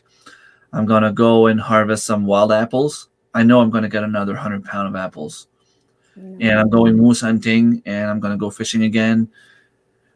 I can't see how I'm not gonna reach 1,000 pounds. I doubt. I doubt. Like unless like you luck out on hunting, maybe, but I Even then, doubt. I doubt. yeah. Just with tomatoes in your like whatever you have now, regardless of the meat, I doubt that you're not going to reach 1,000 pounds. And if the tomatoes are green, you can still be used, right? You can do green salsa, or you could put them in a cool dark place. They're going to turn Yeah. red. The only thing I used to turn my tomatoes green to red. The sauce is more acidic. So like you have when you do your tomato sauce or spaghetti sauce, you have to add something to neutralize the acidity. And I put sugar. And like one year it was like so acidic, the spaghetti sauce was like full of sugar and he was not tasting very good. But like yes, it's doable. You can do green ketchup, green salsa, fried green tomatoes. There's many things you can do with green tomatoes. I'll be back. I'm just gonna get some water. Okay, no problem. Yeah, if Darren's here, this is water, not moonshine. Yeah, Darren's not here. Yeah, I can't see how I'm not gonna reach 1,000 pound, but I don't know. There's some stuff, like, to me, it's not a good growing season in my garden. I wish I could have more stuff than that, but the stuff that's not growing is not necessarily the stuff that's really heavy. I could probably have about 30 pounds worth of beans, and I'm probably going to end up with 1 pound, 2 pounds. Like, I mean, it's really not doing well. I could have maybe up to 10 pounds of radishes. Sorry. My radishes didn't grow too well, but I can still have fall harvest. My lettuce is not doing well, but lettuce is not doesn't weigh that much. Like, I mean, even if it did grow well, it's not what would make a big difference. So I'm hoping for my potatoes. I'm hoping for my tomatoes. I still have a couple of peppers as well. I could maybe get like 15 pounds of peppers. That does add up in the end. I didn't talk about my onions. I probably have close to 50 pounds of onions, unless my calculation is wrong. But I mean, I have a full row, 2 feet wide by about 20 feet long, three onions wide, full, and they're getting pretty big. So I don't know how much that weighs, but I'm pretty sure I have a lot. I'm still gonna have another harvest of rhubarb. I still have to go and harvest some chamomile, Plus, I found a place in Dalhousie, which is about 15 minutes from here, where there's a bunch of chamomile growing, and there's a bunch of chicory plant. So I'm gonna go and harvest some of those, and that's gonna help as well. My the corn, so far it's doing okay. Just gotta make sure I wait until it's ready. I have a tendency of harvesting a little bit too early, which is still all right, but it doesn't weigh as much, and it's not as big, and it's not as ready as it should be. But you're right. I mean, corn can grow up and be pretty heavy at some point. Well, a bag of corn. I bought a bag of corn at the farm. I couldn't lift it. And it was how many? 5 dozens, I think. So that's 60 corn. There was a bit more than 60. Strong woman, or I couldn't lift it. I'm not that strong, but I couldn't lift it. I'm guessing you can get probably close to a pound per corn. Makes sense. It's the same size as a squash or as a zucchini, and they're all over a pound. Hello, Living a Rogue Life. Thank you very much for dropping by. We are still here. I would say at least 3/4 of a pound. Half a pound, 3/4 of a Yeah. pound. I have about maybe 20 plants, Is 20, it 20 corn growing. 2 ears or 1 ear? It's only one growing now, so I'm guessing I'm only going to get one. Some has 2. Yeah, well, maybe I'll get lucky, but I don't think so. Isn't it true that corn loves heat? I think so. Okay. Well, this year is not that much heat. No, that's the thing. It got very, very warm very fast, but it got very cold very fast as well. It's like she can't make up her own damn mind. Sorry. It's like super hot, super cold, super rainy, super humid. It's like that. I'm like, make up your mind. Yeah, that's the thing, right? Trying to think. There's also the mushrooms. I'm currently taking an online course on mushrooms. Problem is, part of the training is I have to go out and find some mushrooms and identify them and show it to my teacher, and I couldn't find any mushrooms yet. The only ones I found a couple that were either very, very like deadly toxic, or I found one that was edible, but it's like considered like very, very bad taste. It's edible, but nobody eats it because it's not good. Hello, Red and April Hopgrid. Thank you very much for dropping by from Arizona. Thank you. Getting ready to plant my second round of sweet corn, tomatoes, and beans. Second round. She must be living like zone 8, zone 9. Yeah, like in Florida or California. I'm in zone 4 here. Like, I'm lucky if I have one round of corn. I can't even have 2 rounds of tomatoes. Yeah, I know. We don't have enough time. I could. If my high tunnel was like zip tight. Yeah. I could. I can actually have probably tomatoes till, if I'm lucky, maybe November. Yeah, she's in Texas. Well, I'm saying she. I'm guessing it's a she. I hope. Zone 9, like she probably like 200, 250 days of. Yeah. Not even sure they have frost in Texas. I know they don't have the snow we have, that's for sure. Well, they didn't have that snow freezing weird thing going on a couple of years back, but I don't think it freezes in Texas. It maybe gets close to like 0, but okay, because on the picture I wasn't sure. Sorry for the oddness. It's small, and we're getting older, and we can't see very well. No, well, I do normally wear glasses. I never wear them. Grew corn in his greenhouse at the end of the winter and was selling corn in May. Wow. That's cool. Yeah, but how much did it cost him to heat the greenhouse? Yeah, that's the thing. We have lots of mushrooms growing in our mulch. Yeah, the thing is, like, I'm looking for, like, I know morels are only growing in the spring, so I missed my window for it this year. I'm looking for chanterelles and lobsters, and the other one is called Oyster. oysters. Oyster. The oysters, if I'm not mistaken, they're the white ones, right? I don't know. And I saw one last year while bird hunting, so I know they come late. From what I understand, they come like after a couple of days of rain, Yeah, where there's like a certain type of soil they enjoy. They're under leaves, they're close to trees. yeah, They're very rarely in open fields. They're like in a big abundance of trees, yeah. Where they get shadow and a lot of shade, yeah, I said shadow. I wanted to say shade, but anyway, that's my and French I coming. understood.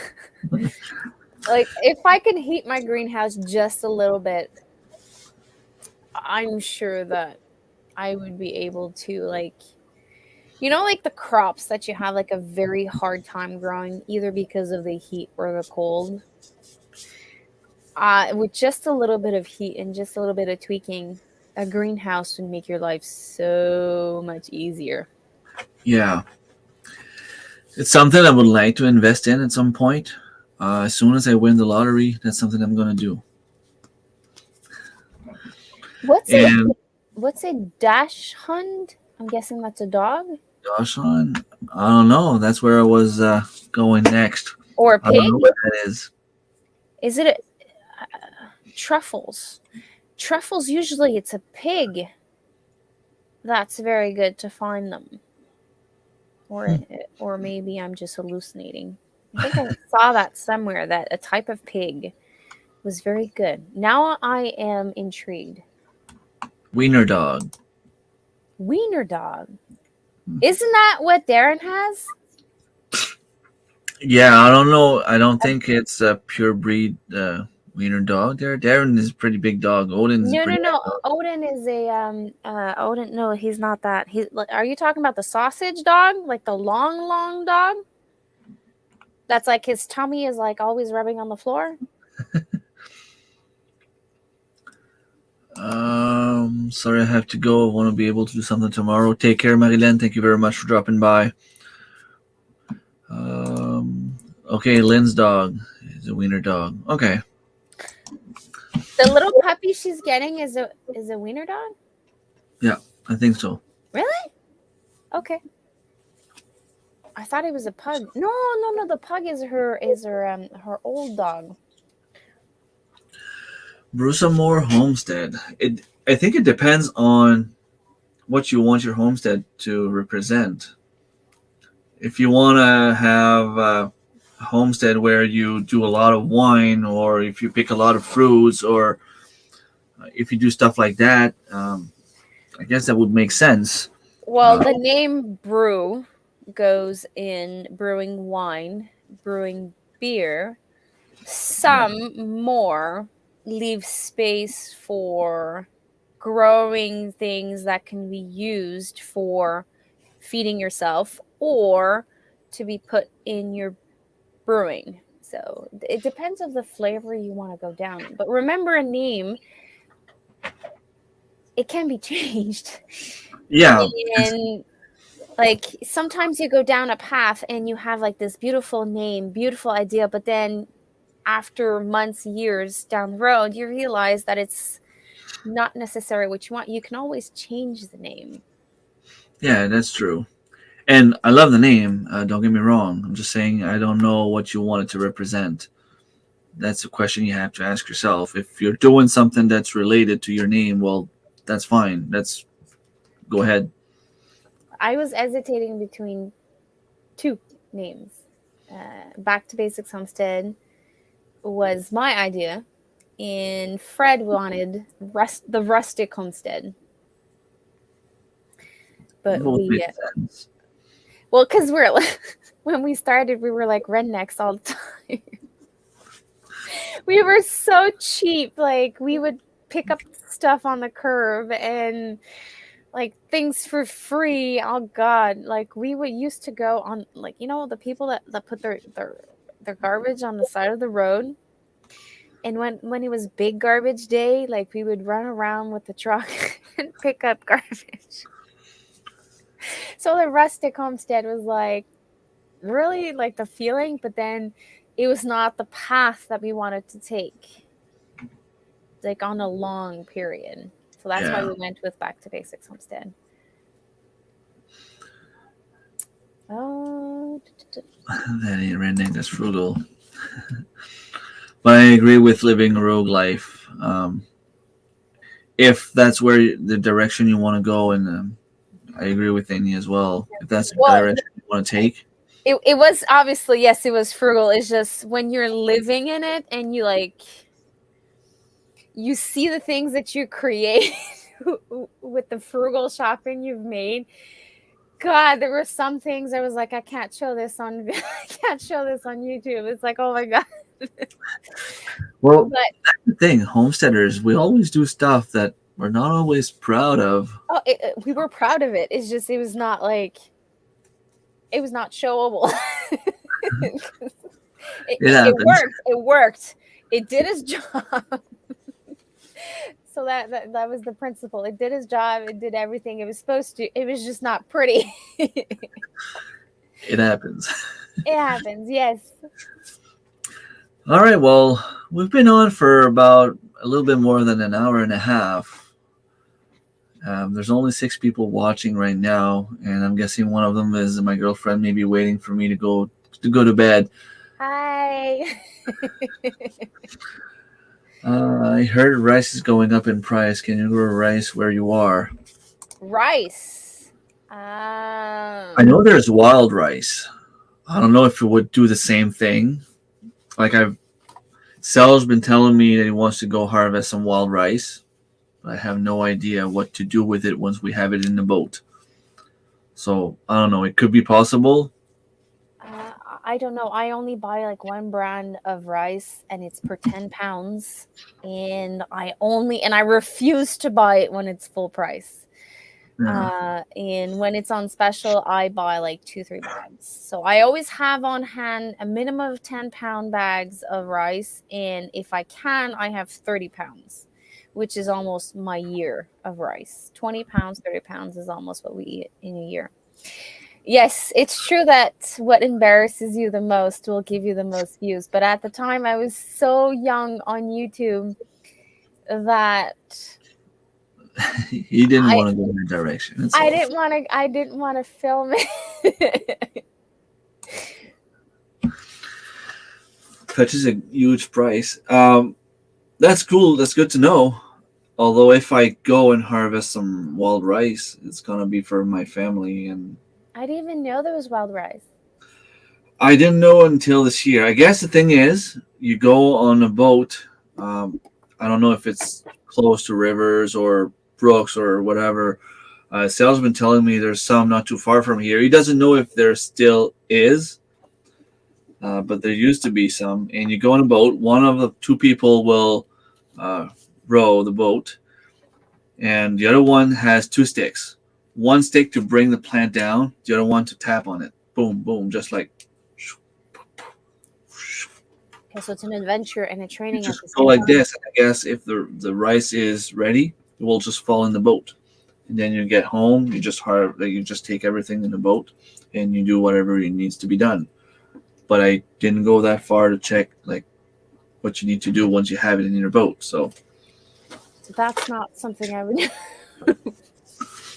well, not anytime soon. it looked pretty cool though. I'm I not mean, saying it looks pretty cool. It just, at the moment, that's not something I would do. yeah, I would try if I could find some. I would definitely try. Only adults on board, I would do it. But with the kids, Oh no, I wouldn't go with the kids. Um, well, yeah, Eh, I think you need more space in the boat anyway. because the Because kids will bring water in the boat, and then your yeah, rice at the oh yeah, bottom will be full of water. yeah, But I'm sure it's an adventure. Like, it could be fun. yeah. It's probably fun. But like with the amount of rice that we eat, Like it has to be Worth it. It has to worth be a big it. quantity. Yeah, because like I love rice. My husband loves rice, and like we're basmati rice people, Okay. and like we enjoy the brown and the white. So it would have to be like similar to them. Like the fluffiness of basmati rice is what we like. So I have to find some, try it out, and let you know. I was raised on potatoes. My dad eats potatoes with pretty much every meal, I love and potatoes. it's funny because we went deer hunting with a friend of mine a couple of years back, and he doesn't eat potatoes. All he eats is rice. So we would cook potatoes, steak, carrots, and whatever, and we would cook rice. And you would see them like one would take everything but rice, the other one would take everything but potatoes. In the So end, it's carbs. yeah, I don't mind rice if it's done with a nice recipe. I just don't like it white, and I just don't like the soy sauce. So if it's white, I find it too dry, and the soy sauce, like I don't know, I don't like it. I found a way of cooking my rice uh, that makes it fluffy. I'm not sure if it would work with every type of rice. Like I measure out my rice, I rinse it, I remove the starch from the rice, and then I put it in my pot. I put the amount of water that it needs, and I as soon as it reach boils, I put it on low, and I let it like mijoter. How you say mijoter in English? Uh, Um, I have it on the tip of my tongue. like you let it cook, but like on low, Simmer. and for me it's 20 minutes, and then after the 20 minutes I turn off the heat. I don't touch anything. You don't touch anything. You leave the lid on, and then you put another timer of 10 minutes, and then it's all fluffy, and you can add butter. That's how I cook my basmati rice.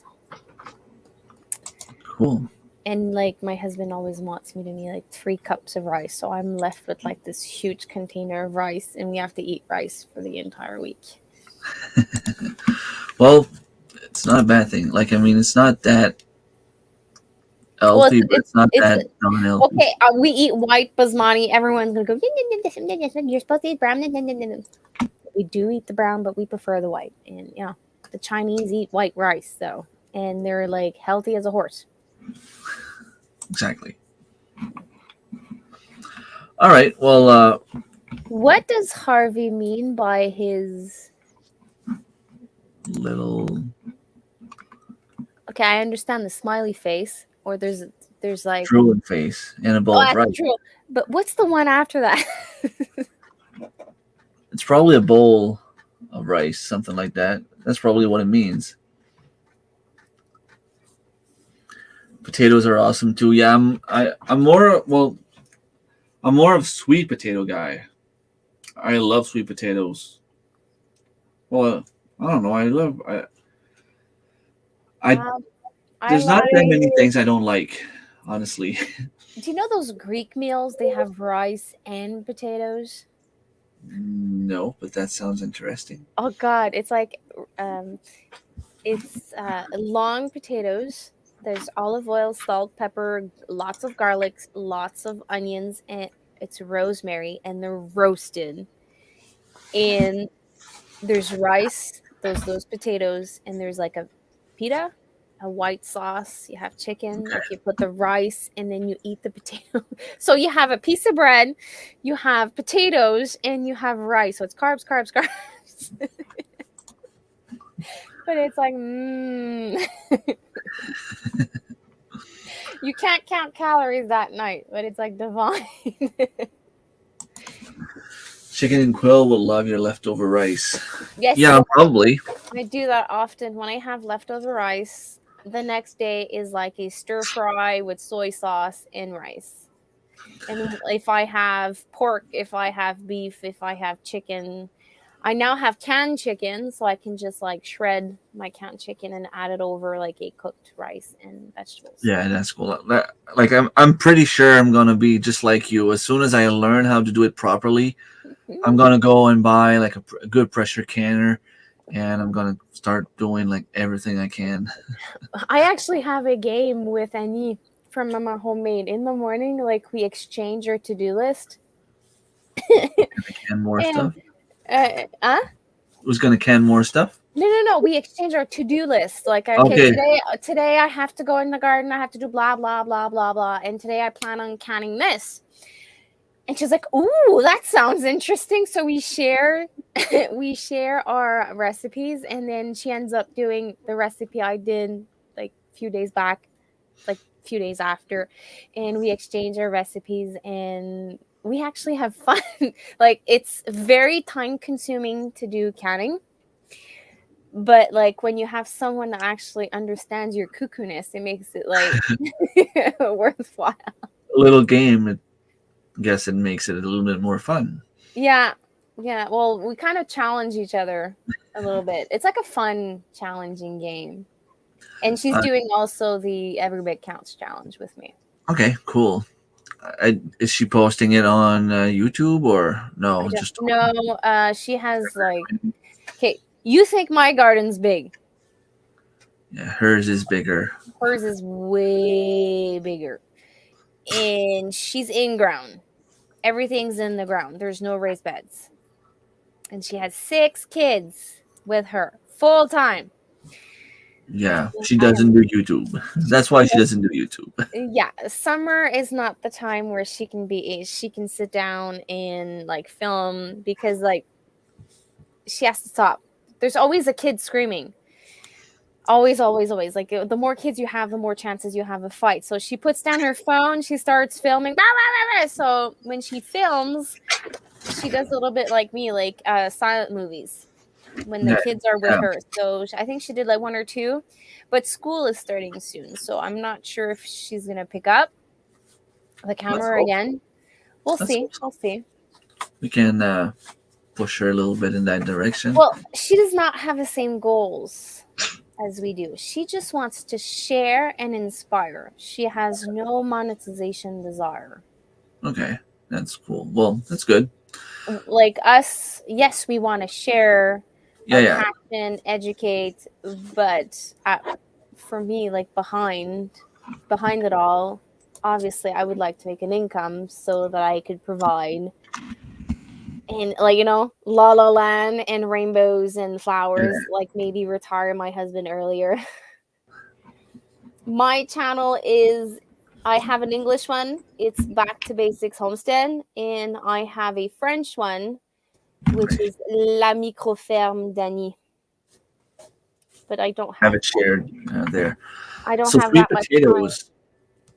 sweet potatoes, do they taste the same store bought and the ones you grow? I tasted once the potatoes that I grow. They're a little bit different, but Okay, to say that they're very, very, very different, I don't know. Like I was able to grow once. This year, my plants all died. okay. My So plants are still thriving, so I'm hoping to get a lot of sweet potatoes. Like I don't know, like it's the first time for me too, so I have no idea what I'm gonna get. if your foliage is looking very nice and you have like foliage covering your ground and your soil is loomy, you're gonna have a lot. If your soil is dense and compact, you're gonna have like small Well, it potatoes. was pure compost. Was it loomy? It was loose, yeah. You can actually be very surprised. Like if your soil was very like rich in like I had five compost, plants, and they're doing good. good. You can be surprised with sweet potatoes. Like you can have like a massive things going on underground, like big potatoes. Well, Oh yeah, sweet, really? yeah, Cool. That'd be nice. Like yeah. I love making French fries with sweet potatoes. Like I I can't get my husband to enjoy sweet potatoes, but we did get a what do you call it, air fryer. okay. I'm hoping that I can slip maybe a couple of sweet potatoes in there in the air fryer so that maybe he's gonna enjoy them, like maybe balsamic glazed We'll see. I'm still I'm willing, trying to find a way I'm willing to to try everything in the in fry. what? Everything. Well, I we tried just got fry. it, but it's an air fryer. It's not the same thing as Yeah. a deep fryer. We just got it, and I'm like trying to get comfortable with it. It's a toy my husband wanted. It's not something I'm used to. Like deep frying and stuff like that. I never did that. And Okay. my parents are not very fond of frying. Okay. It's So not really good for your health, but it's good to your mouth.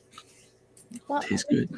I'm not a fan of like deep fried stuff. Okay, I love egg rolls. Don't get me wrong. Like homemade egg rolls are like divine. Pizza rolls. I'm sorry? Pizza rolls. I don't do that. Like No. I'm not a deep like okay, yes, I enjoy fries. Okay, yes. Like fish and chips. Oh, they're good. They're delicious. But after I eat them, I'm like my liver like wants to die on me. Like I Okay. had fish and chips this summer, 3 pieces, and I was done. Like I, it was too much. I'm not used to eat that much deep frying. So every time I do eat it, it doesn't end well for me. So that I'm hoping the air fryer can make me eat A little bit more of a little that. bit Yeah. a little bit more of that because like I had 2 chicken breasts. Okay. I passed it in the food processor with an egg, salt, pepper, and some seasoning.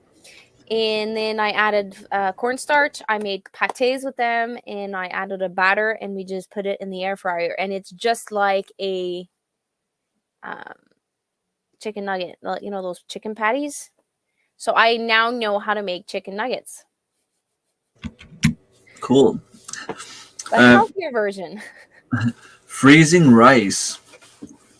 Would cook the rice and freeze it after? Cook I've rice. never, Yeah. no, did I? I don't think I ever frozen cooked rice. Yay. McDonald's fries. Those are good. They Salty. taste good, but if you drop one on Salty. your floor Oh in your God, car and you look at it like 6 months later, it's it still still the looks same the same. fry. You can't be from South and not eat fried food. I went to Pittsburgh and I wanted to have a poutine, and they made it different than what I'm used to have. I think it's cheese and bacon. Don't get me wrong, it's very very good. Is Handel a viewer of yours? Nope.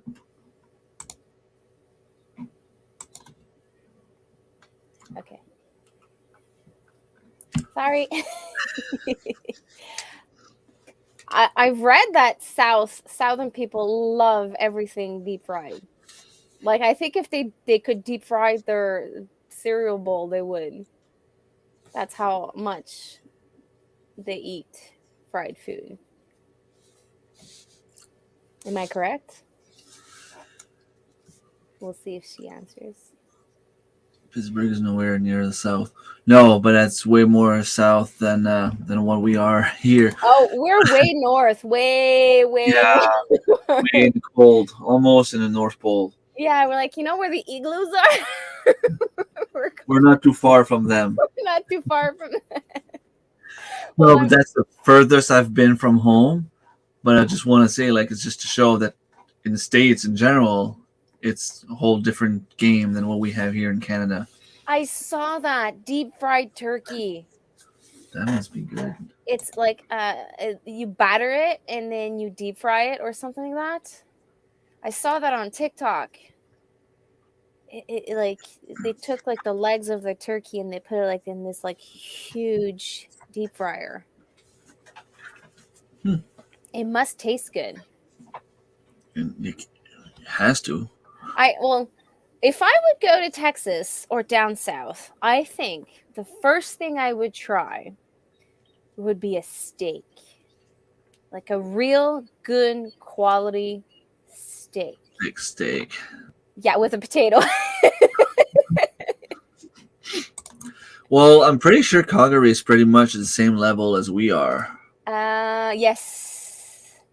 Because if It's you, Calgary is almost lined up with us. It's yeah, not the same climate, but we're like let's see. Let's see. Banff is like way north. Calgary is more south, if my memory's correct. Let's see. I'm Because you're a curious. little bit more south than me. Oh, I'm more south than Calgary for sure. Calgary is let's see if I can share the screen just for a sec. Share screen. That's green.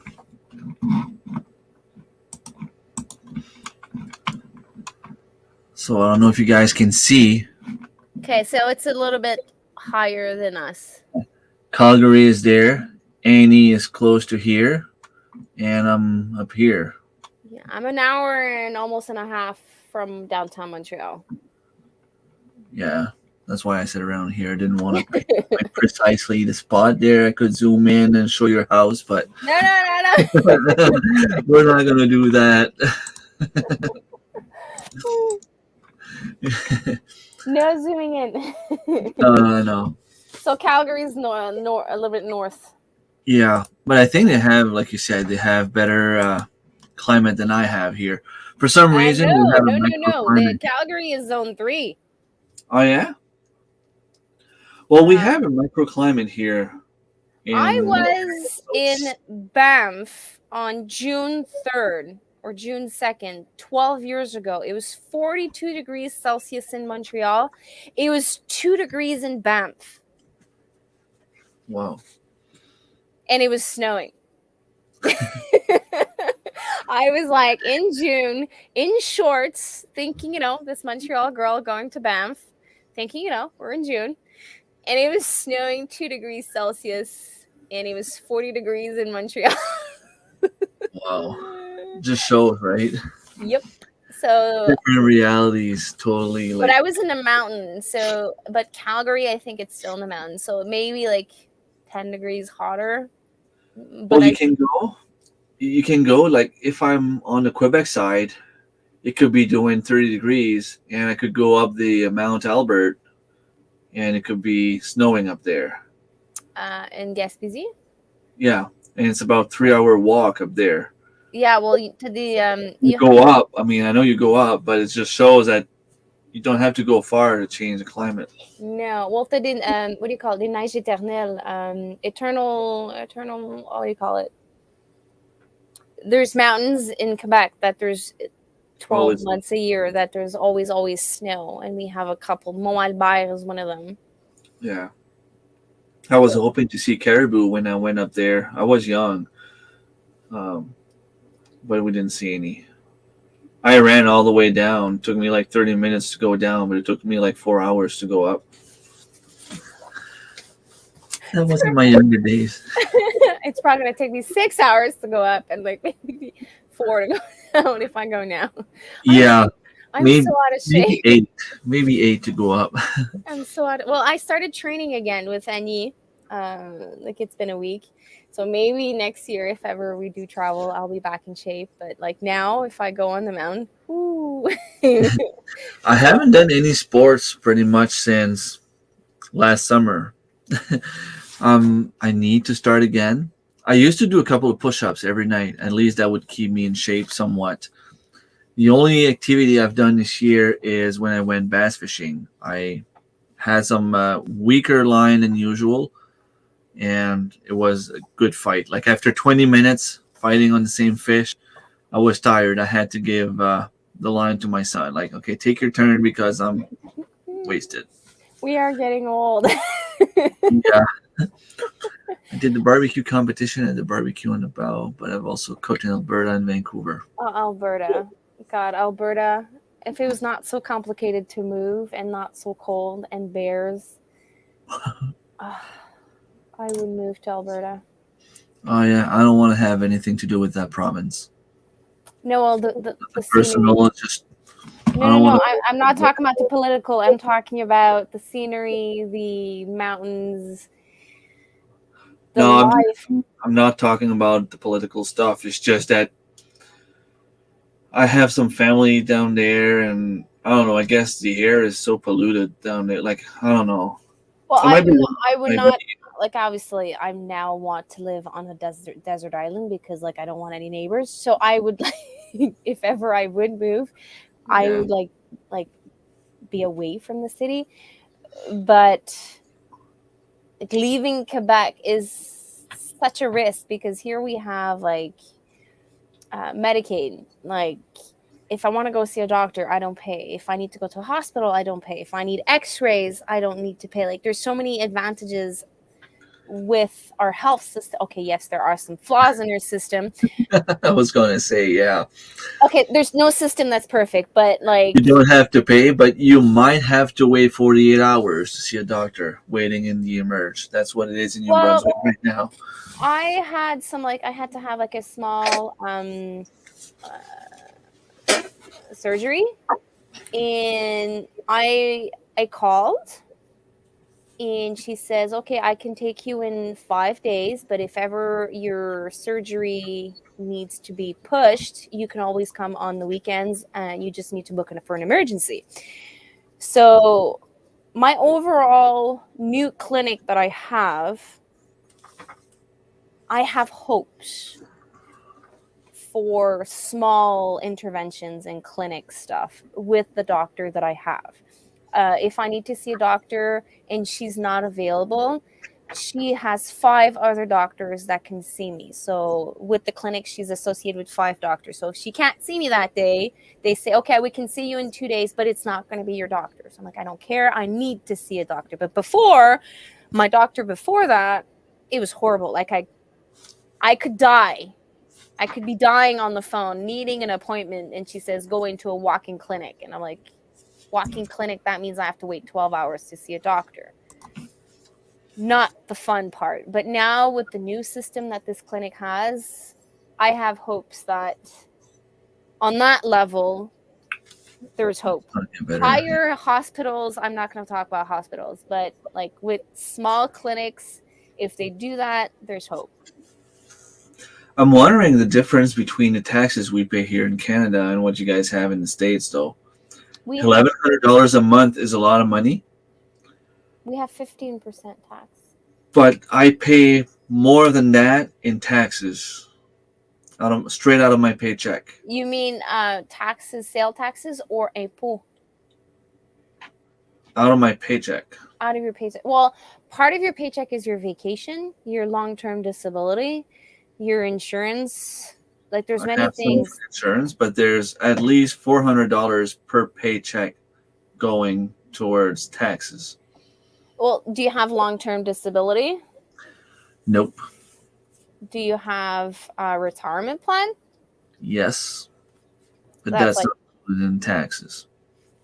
okay, like I haven't had a paycheck in 5 years, but like I on mine it was obviously les impôts Canada, les impôts Québec. So I had two income taxes. two income taxes removed. I had my long-term disability, and then I had all the taxes for chômage and my vacation, my insurance, my life insurance. So I had about 26% of my salary leaving every single 2 weeks. Out of about $2,000 I make biweekly, I bring home about 1,300. There's like 250 going towards my retirement, and there's another about 100 going towards my insurance. The rest is going in taxes. Well, there's a little part that goes towards the union, but the rest goes to taxes. You have a union? Fred, when he used to have what he was paid for the CCQ, that's anyways, it's a department in Quebec. He was paying so much for, you just said it, what is it called? Union? Union. Like he was paying huge amounts for his union. And he was only working, like he was working his 60 hours his 40 hours regularly, and sometimes he would do, instead of doing 20 hours regularly, he would do 20 hours CCQ, which is on a job site. And what was left of that 20 hours was like pennies.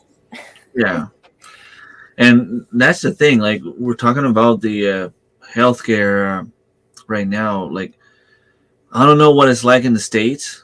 I know there's a problem with staff worldwide. Like the nurses are so hard to find, and I know it's worldwide. There's an issue there, but here in Canada, especially here in New Brunswick, there's a lot of people that want to work, but they can't.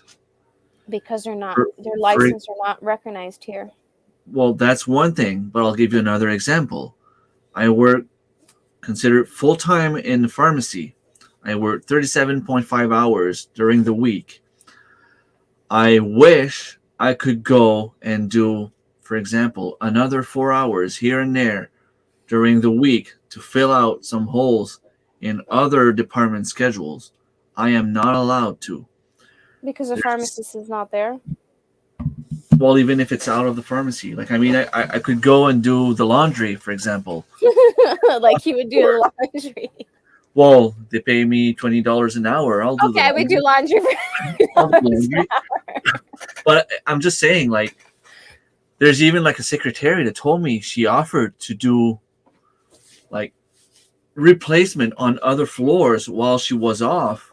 They refused because you can't do any work on another floor. But you have someone there, she's a secretary, she's doing her 40 hours or 37.5 hours a week. She's willing to go on another floor to help out because there's someone missing on that floor. She wants to go help, but she's being refused because of Politics. politics. I don't know. It's just insane. Like, and then you want to That's help. why I said on that level, on clinic level, I see hope. On some Yeah. other level, I don't see hope. I don't understand. And it's weird because like I just don't understand it. I don't understand it. I prefer not to choose to understand in those And situations, because if you start going down that hole, it's so easy, so easy to wrap your I head know it's a bunch around negative stuff and bad emotion and frustration, stress, and I don't need it. So, do I need the answer? Yes. Can I live without an answer? Absolutely. So I choose to yeah, let to go. ignore Well, that it's aspect. well, And it's an educated ignorance, because I will never get a straight answer. yeah, well, you will never know for sure, Yeah. no matter what they tell you. No. So I choose to encourage the levels that support me, and the rest, well, I hope and I pray every single day that I do not need like special care or hospitalization or accident or stuff like that. Like clinic stuff that can be resolved and I can wait. So, Yeah, and I mean, I've been there. I've been to the hospital for long times. Well, I mean, for a few days at a time. I had kidney stones. I needed a surgery. I was there for like 3 days before I got the surgery. The nurses there are incredible. They were so nice. They were so hardworking. I can't say anything bad about them. It's not their fault. I mean, of course, you're gonna get people have stories about going to the emergency, about going to different hospitals where you get bad people. That's the way it is. It's gonna be the same thing everywhere. well, You there's can always go going to to be a rotten McDonald's. apple everywhere. Yeah, exactly. But most of the time, the nurses are doing an amazing job. And you always hear stories about, oh, well, I went on the floor and they were all on their cell phones and they're not working that hard. Yeah, but the time you went on the floor to see a patient, that's the only time they didn't have to be 24/7 with that same patient. Yeah, but if people would understand what it takes to be a nurse, they would Yeah, shut like, up. They would shut up. the nurse didn't eat all day. I They're, I I the got to shifts that they emerge. have to do, 12-hour shifts, Oh, night, morning. day, uh, evenings, anniversaries, birthdays, Christmas, New Year's. How many things that they missed just to take care of someone. So I don't know many people that can be top shape 12 hours. Like, if I had to work 12 hours, I would not be able to be 100% for 12 hours. There's No, no way I that's would be able impossible. to be 100%. And I was the first. Is it the first time or second time I went for my kidney stones? I got to the emerge. It was around 7:30, and I know they switch shift around 8, so it was 7:30 p.m. The nurse that saw me was just coming in. By the time I got in, it was around 8 p.m. So she came, took care of me. I remember um, seeing her during the night because when you're admitted to the hospital, the nurse comes see she comes to see you like every 30 or 40 minutes or whatever. And now every hour maybe I don't know, but she came often. She comes and check your IV. She comes and see if you're fine, if you're sleeping, if you're in pain, whatever. She comes to see you every time. At 8 a.m., I remember she came to me and checked me, and I'm like, okay, like you're still here. You were here at 8 p.m. last night. I saw her walking out around 10 a.m., and I remember telling her, 10 a.m., you've been here for 14 hours. You're just leaving now? She's like, yeah, there's nobody to cover me. So I'm just going home for a quick nap, and I'm coming back. I'm like, okay, like that doesn't make any sense. She went home, I'm guessing, 12 o'clock, she was back. That's sad. So out of 24 hours, she slept for 2 hours. And some people still complain about them. Like, I know there are bad ones. There's always, like I said, rotten apples everywhere. Uh, But like a nurse, you really want to be a nurse. You really have to feel that in your gut. Even like emergency doctors, they have to be on call for 24 hours just to keep Mm-hmm. their office open. Like, For yeah. the lady that delivered my three babies, she is a gynecologist. Anyways, the doctor that delivers babies. And for her to keep her clinic open, she was at the time over 50 years old. To keep her clinic open, she had to do a certain amount of 24 hours on the emergency at the hospital. So she would be able to keep her privilege to bring her patient and deliver them at that hospital. So to I I'm just wondering if it's really the way you're saying it, that to keep their privilege, or if it's more that since government pays for the patients that go there, either maybe either or. But yeah, for me something to like that. have I know I've heard that too. Like they have for to me do. to have her deliver my baby at the hospital, she has to do a certain amount of 24 hours shift, that she has to spend 24 hours at the hospital. My first baby, when I arrived at the hospital, she just finished her 24 hours, and like there was like about an hour left on her shift, and she's like, well, Annie, I'm just gonna go take a nap in the room next to you, and when you are ready to push, they're gonna come wake me up. So I'm like, no, go home. Like, you worked for 24 hours. And no, she went to bed for 5 hours next to me. And as soon as I was ready to deliver the baby, she woke up, she delivered my baby, and then she went home. That's insane. Like I mean, there's so many superhumans out there that we don't think about that stuff. And then I saw her, I think it was like a week after I delivered my baby, and she was like, black up to here. I'm like, you can't do this. Like, you're over 50 years old. How how can you possibly keep asking you to do 24-hour shifts?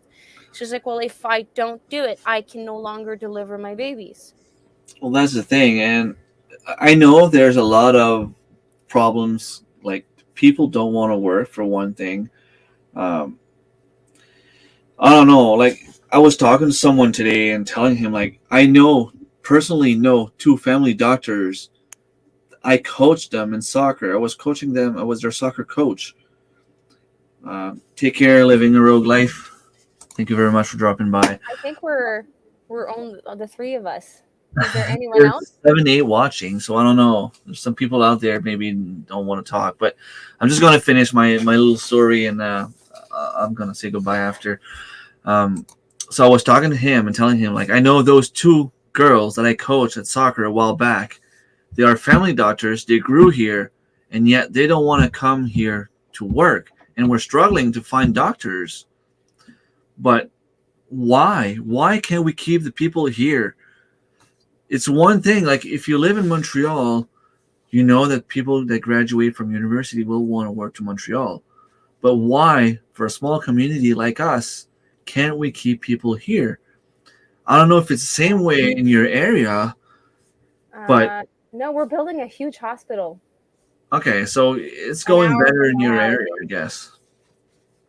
Well, I don't know. We're building a hospital an hour from my house. I don't know. I don't know if there's going to be more doctors. I don't know if there's going to be. I don't know. I have no idea.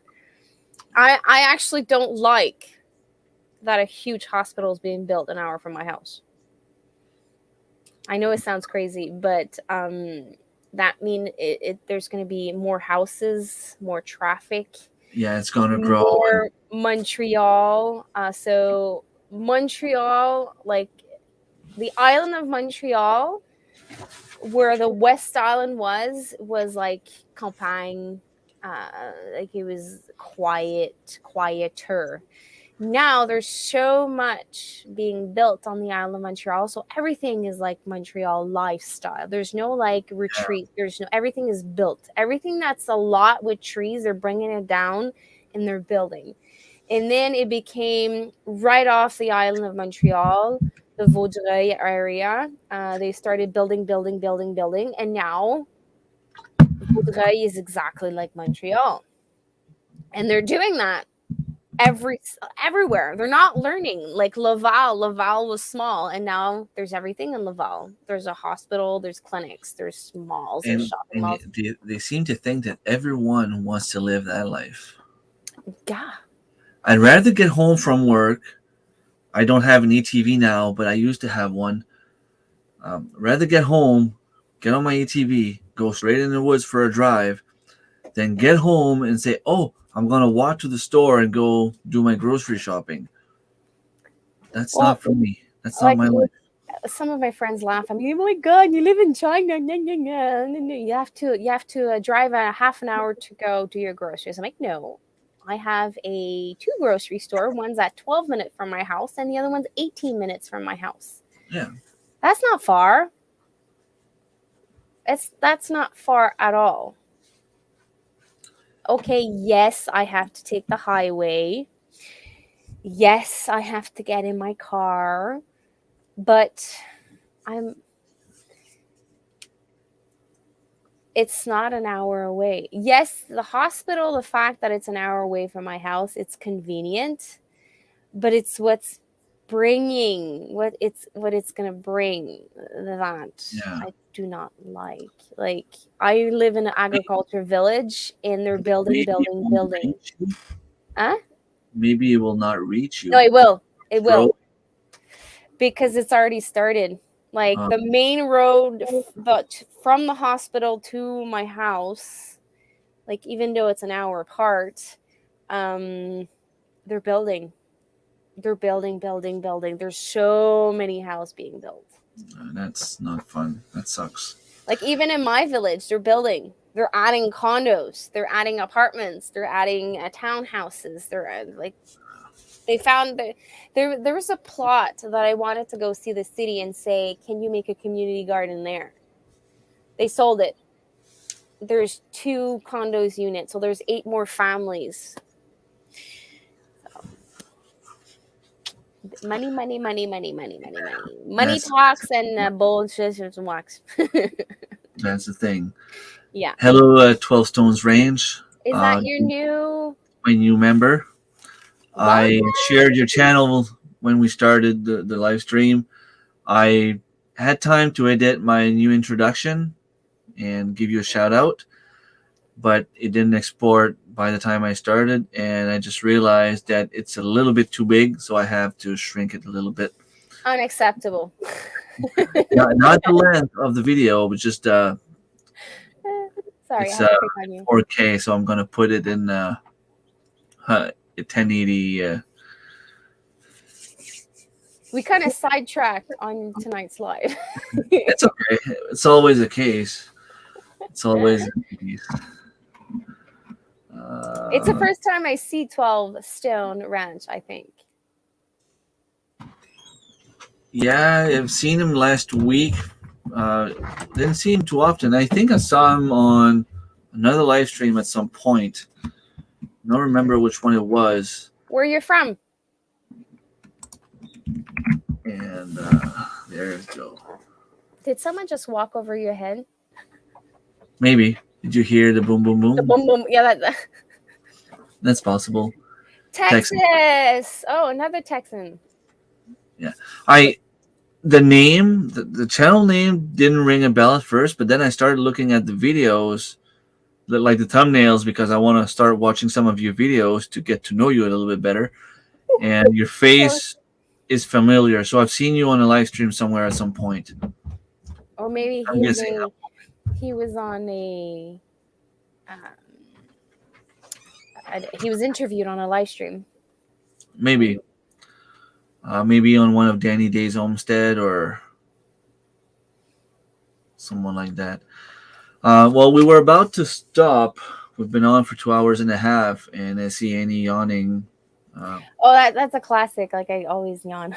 Yeah, me too. But it's still midnight here, and it's true. You're an hour past. I'm gonna be up around 6 or 7 a.m. tomorrow. So. Oh, I have to go wake everyone up. So I just went to go get some water. Everyone's out of their beds, so I'm gonna have to play the game of putting everyone back in their bed, in the right bed. But are you in your future new office right now? No. I am in my future what do you call it? Washer and dryer room. Okay. I kind of zoomed in so you don't see like the disaster behind me. That's okay. No, I can't go in the office. There's no electricity yet. He has to run all the wires and what do you call it? The plugs. I'm losing my English. Like you have to run the wires and then you have to put the plugs so that you can put your electricity. Yes. But that's a lot of work. He needs to put like 4 or 5 plugs in. He has to put like a special one. When you have like rainstorms and you lose power all the time? Yeah. We have to put like one that does not blow our computers. Yeah. I don't know if it's the plug or the wire. I can't remember which one it is, but we have to do all of that because like all our computers will be plugged in that room. He has 2 computers, one for work, one for his personal usage, and I have one. So there's going to be 3 computers plugged. So we don't want anything to fry if we lose our power. I have an issue with my incubator. I don't know what's going on. I noticed that today. It was doing great. Like, I mean, I have chicks in there. Maybe it's because it's been running like full time for the last 3 months. I'm gonna disconnect it and let it cool off a little bit. But my digital little thing on top, like the temperature is off, keeps going up and down. So I know that I used mine 3 batch back to back and it burnt. Could be it. Mine was officially made in China, so okay, I was able to hatch 6 batch or 7 batch of chicks. That's it. Okay. But I was using it back to back. And what's killing it, after making a lot of reading, the dust You know, when they as soon as they hatch, we're supposed to remove them and put them in the like in a brooder. Brooder. Yeah. But we work, we do other things, and there's like this dust when they start drying, and there's like thing that's in the air, and that gets stuck in your fan and Okay. gets stuck everywhere. And if you don't clean it between batches, you burn the motherboard or the fan. I burn my motherboard. That could be it. I'm hoping it's not that, but like right now, temperature is fine, No, and it's it saying that it's stopped okay. working. Like it burnt. It Okay. stopped working. And it was in the middle of a batch. Like if I just move it a little bit, the temperature will go down to like 20. I'll let it go. It'll go up Wait, to like are you close to 33. hatching? Oh, I have some chicks in there already. You don't hear them?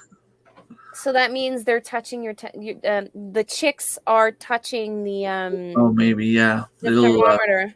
Yeah. Maybe It's that's like, just it. is it like a little wire with Yeah. a It metal? goes in the So middle. they're probably touching it, and it's throwing off your. Yeah. It could be it. I will leave it on until tomorrow morning and take the few chicks because I know there's one or two that are supposed to come out. I have about like 30 chicks right now in my What do brooder. you do with all those chickens? Eat them.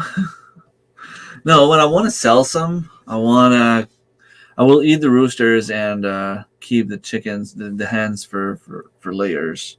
So they're hatching now. They're going to be ready in 5 to 9 months. Yeah, So that means you're going to have to raise them this winter yeah, down there. yeah, Ooh, yeah. If fun they, times. I'm hoping that I get a couple of roosters.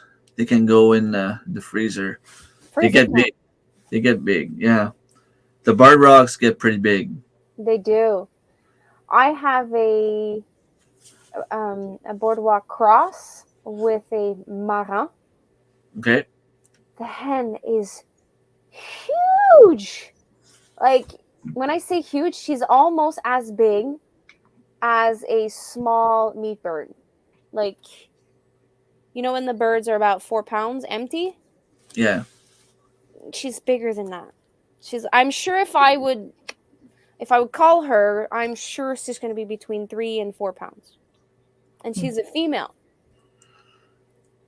I can only imagine the male. If you would cross two big birds, the marin with the Barred barred rock, rocks.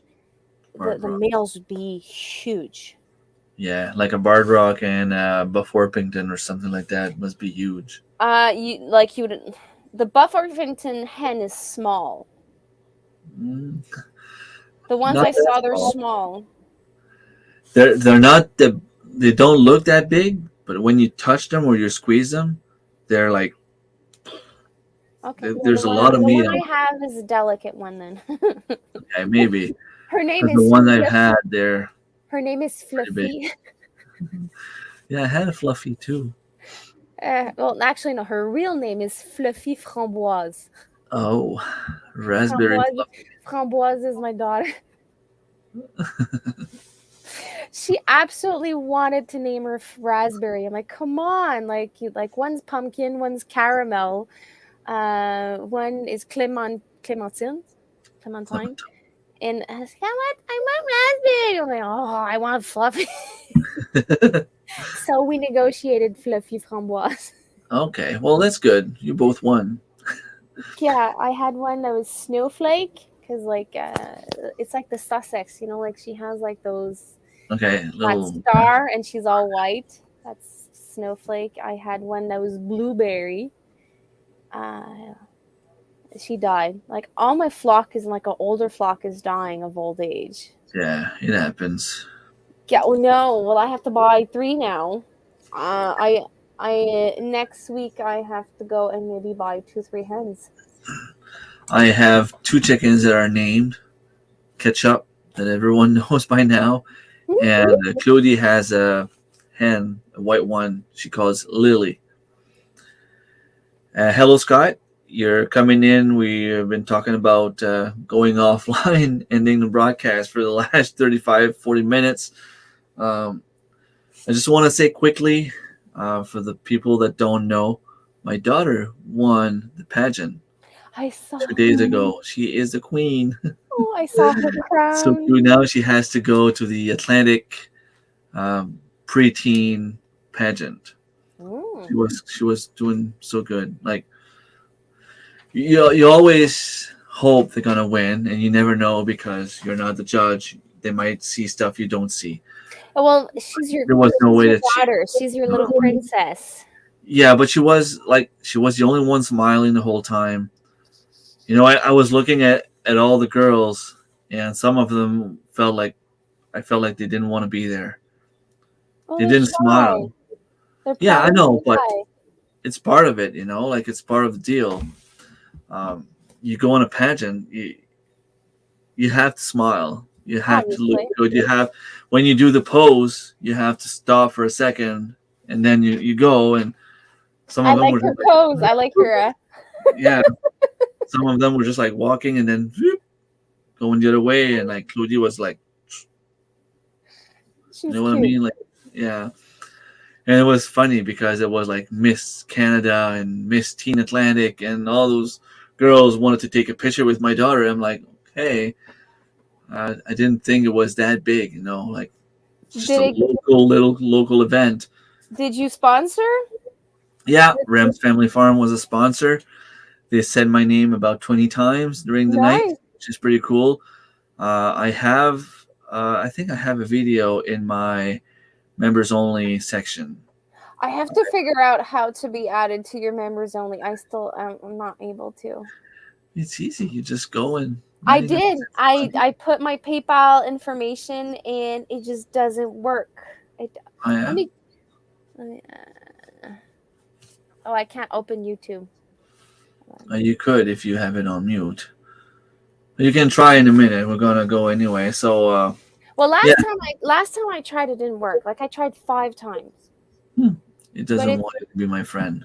well, I am your friend. It's just I can't be your special. I can't be my member. I am up to 7 members now, which is pretty cool because when I started, I didn't think that anyone was going to join, and I figured, I'm going to put it to 99 cents. Like, I mean, like I said, I didn't expect anyone to join. It's 99 99 cents to cents get a few Canadian more or videos. United States, USA. I'm not sure. I know I get about 60 something cents at the end of the month from it because YouTube takes a cut. So whatever. I mean, Well, it's a dollar. yeah. Dollar a If month. I have 300 members, that's $300. That would be nice.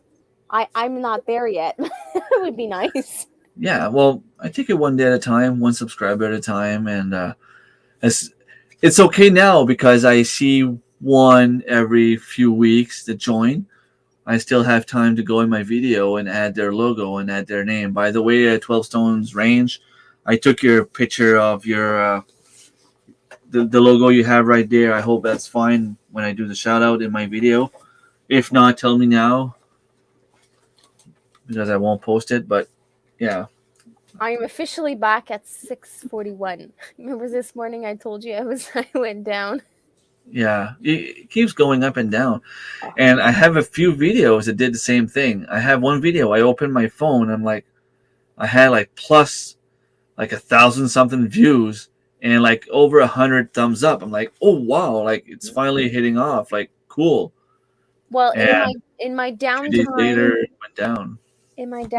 I had a YouTube audit, I think, because my numbers went up, down, up, down, up, down. Like I was losing, gaining, and sorry, I kind of got sidetracked because you pointed the thumb, and it just kind of evened out. Like I think I just went through like a cleanup Yeah, of probably. unactive accounts, or I know that I did my lives, and as soon as I ended my lives, I had like a couple of more subs, and then the next day they were gone. So it's Yeah, because they probably. probably just clicked sub and they left, and Yeah. they were cleaned out. All right. Well, we keep saying we're gonna go, so we're gonna go for real. We've So I'm been I'm just for gonna put a pillow here, so I'm gonna be ready for tomorrow. Just kidding. Thank you everyone for being here. Thank you, Annie, for being my guest. My It's been pleasure. a while. Yeah, it's been a while. I have to actually plan my Sunday life. I have no idea what I'll be doing. You can do the my same I conversation we had tonight. Sure, sure. I'll brainstorm tomorrow. Yeah, yeah. You still have plenty of time. I usually decide during the day what I'm gonna do that night, unless like I speak to someone and like, okay, you want to be my guest next week, and like, Well, take care, everyone. yeah. Take care, everyone. Bye.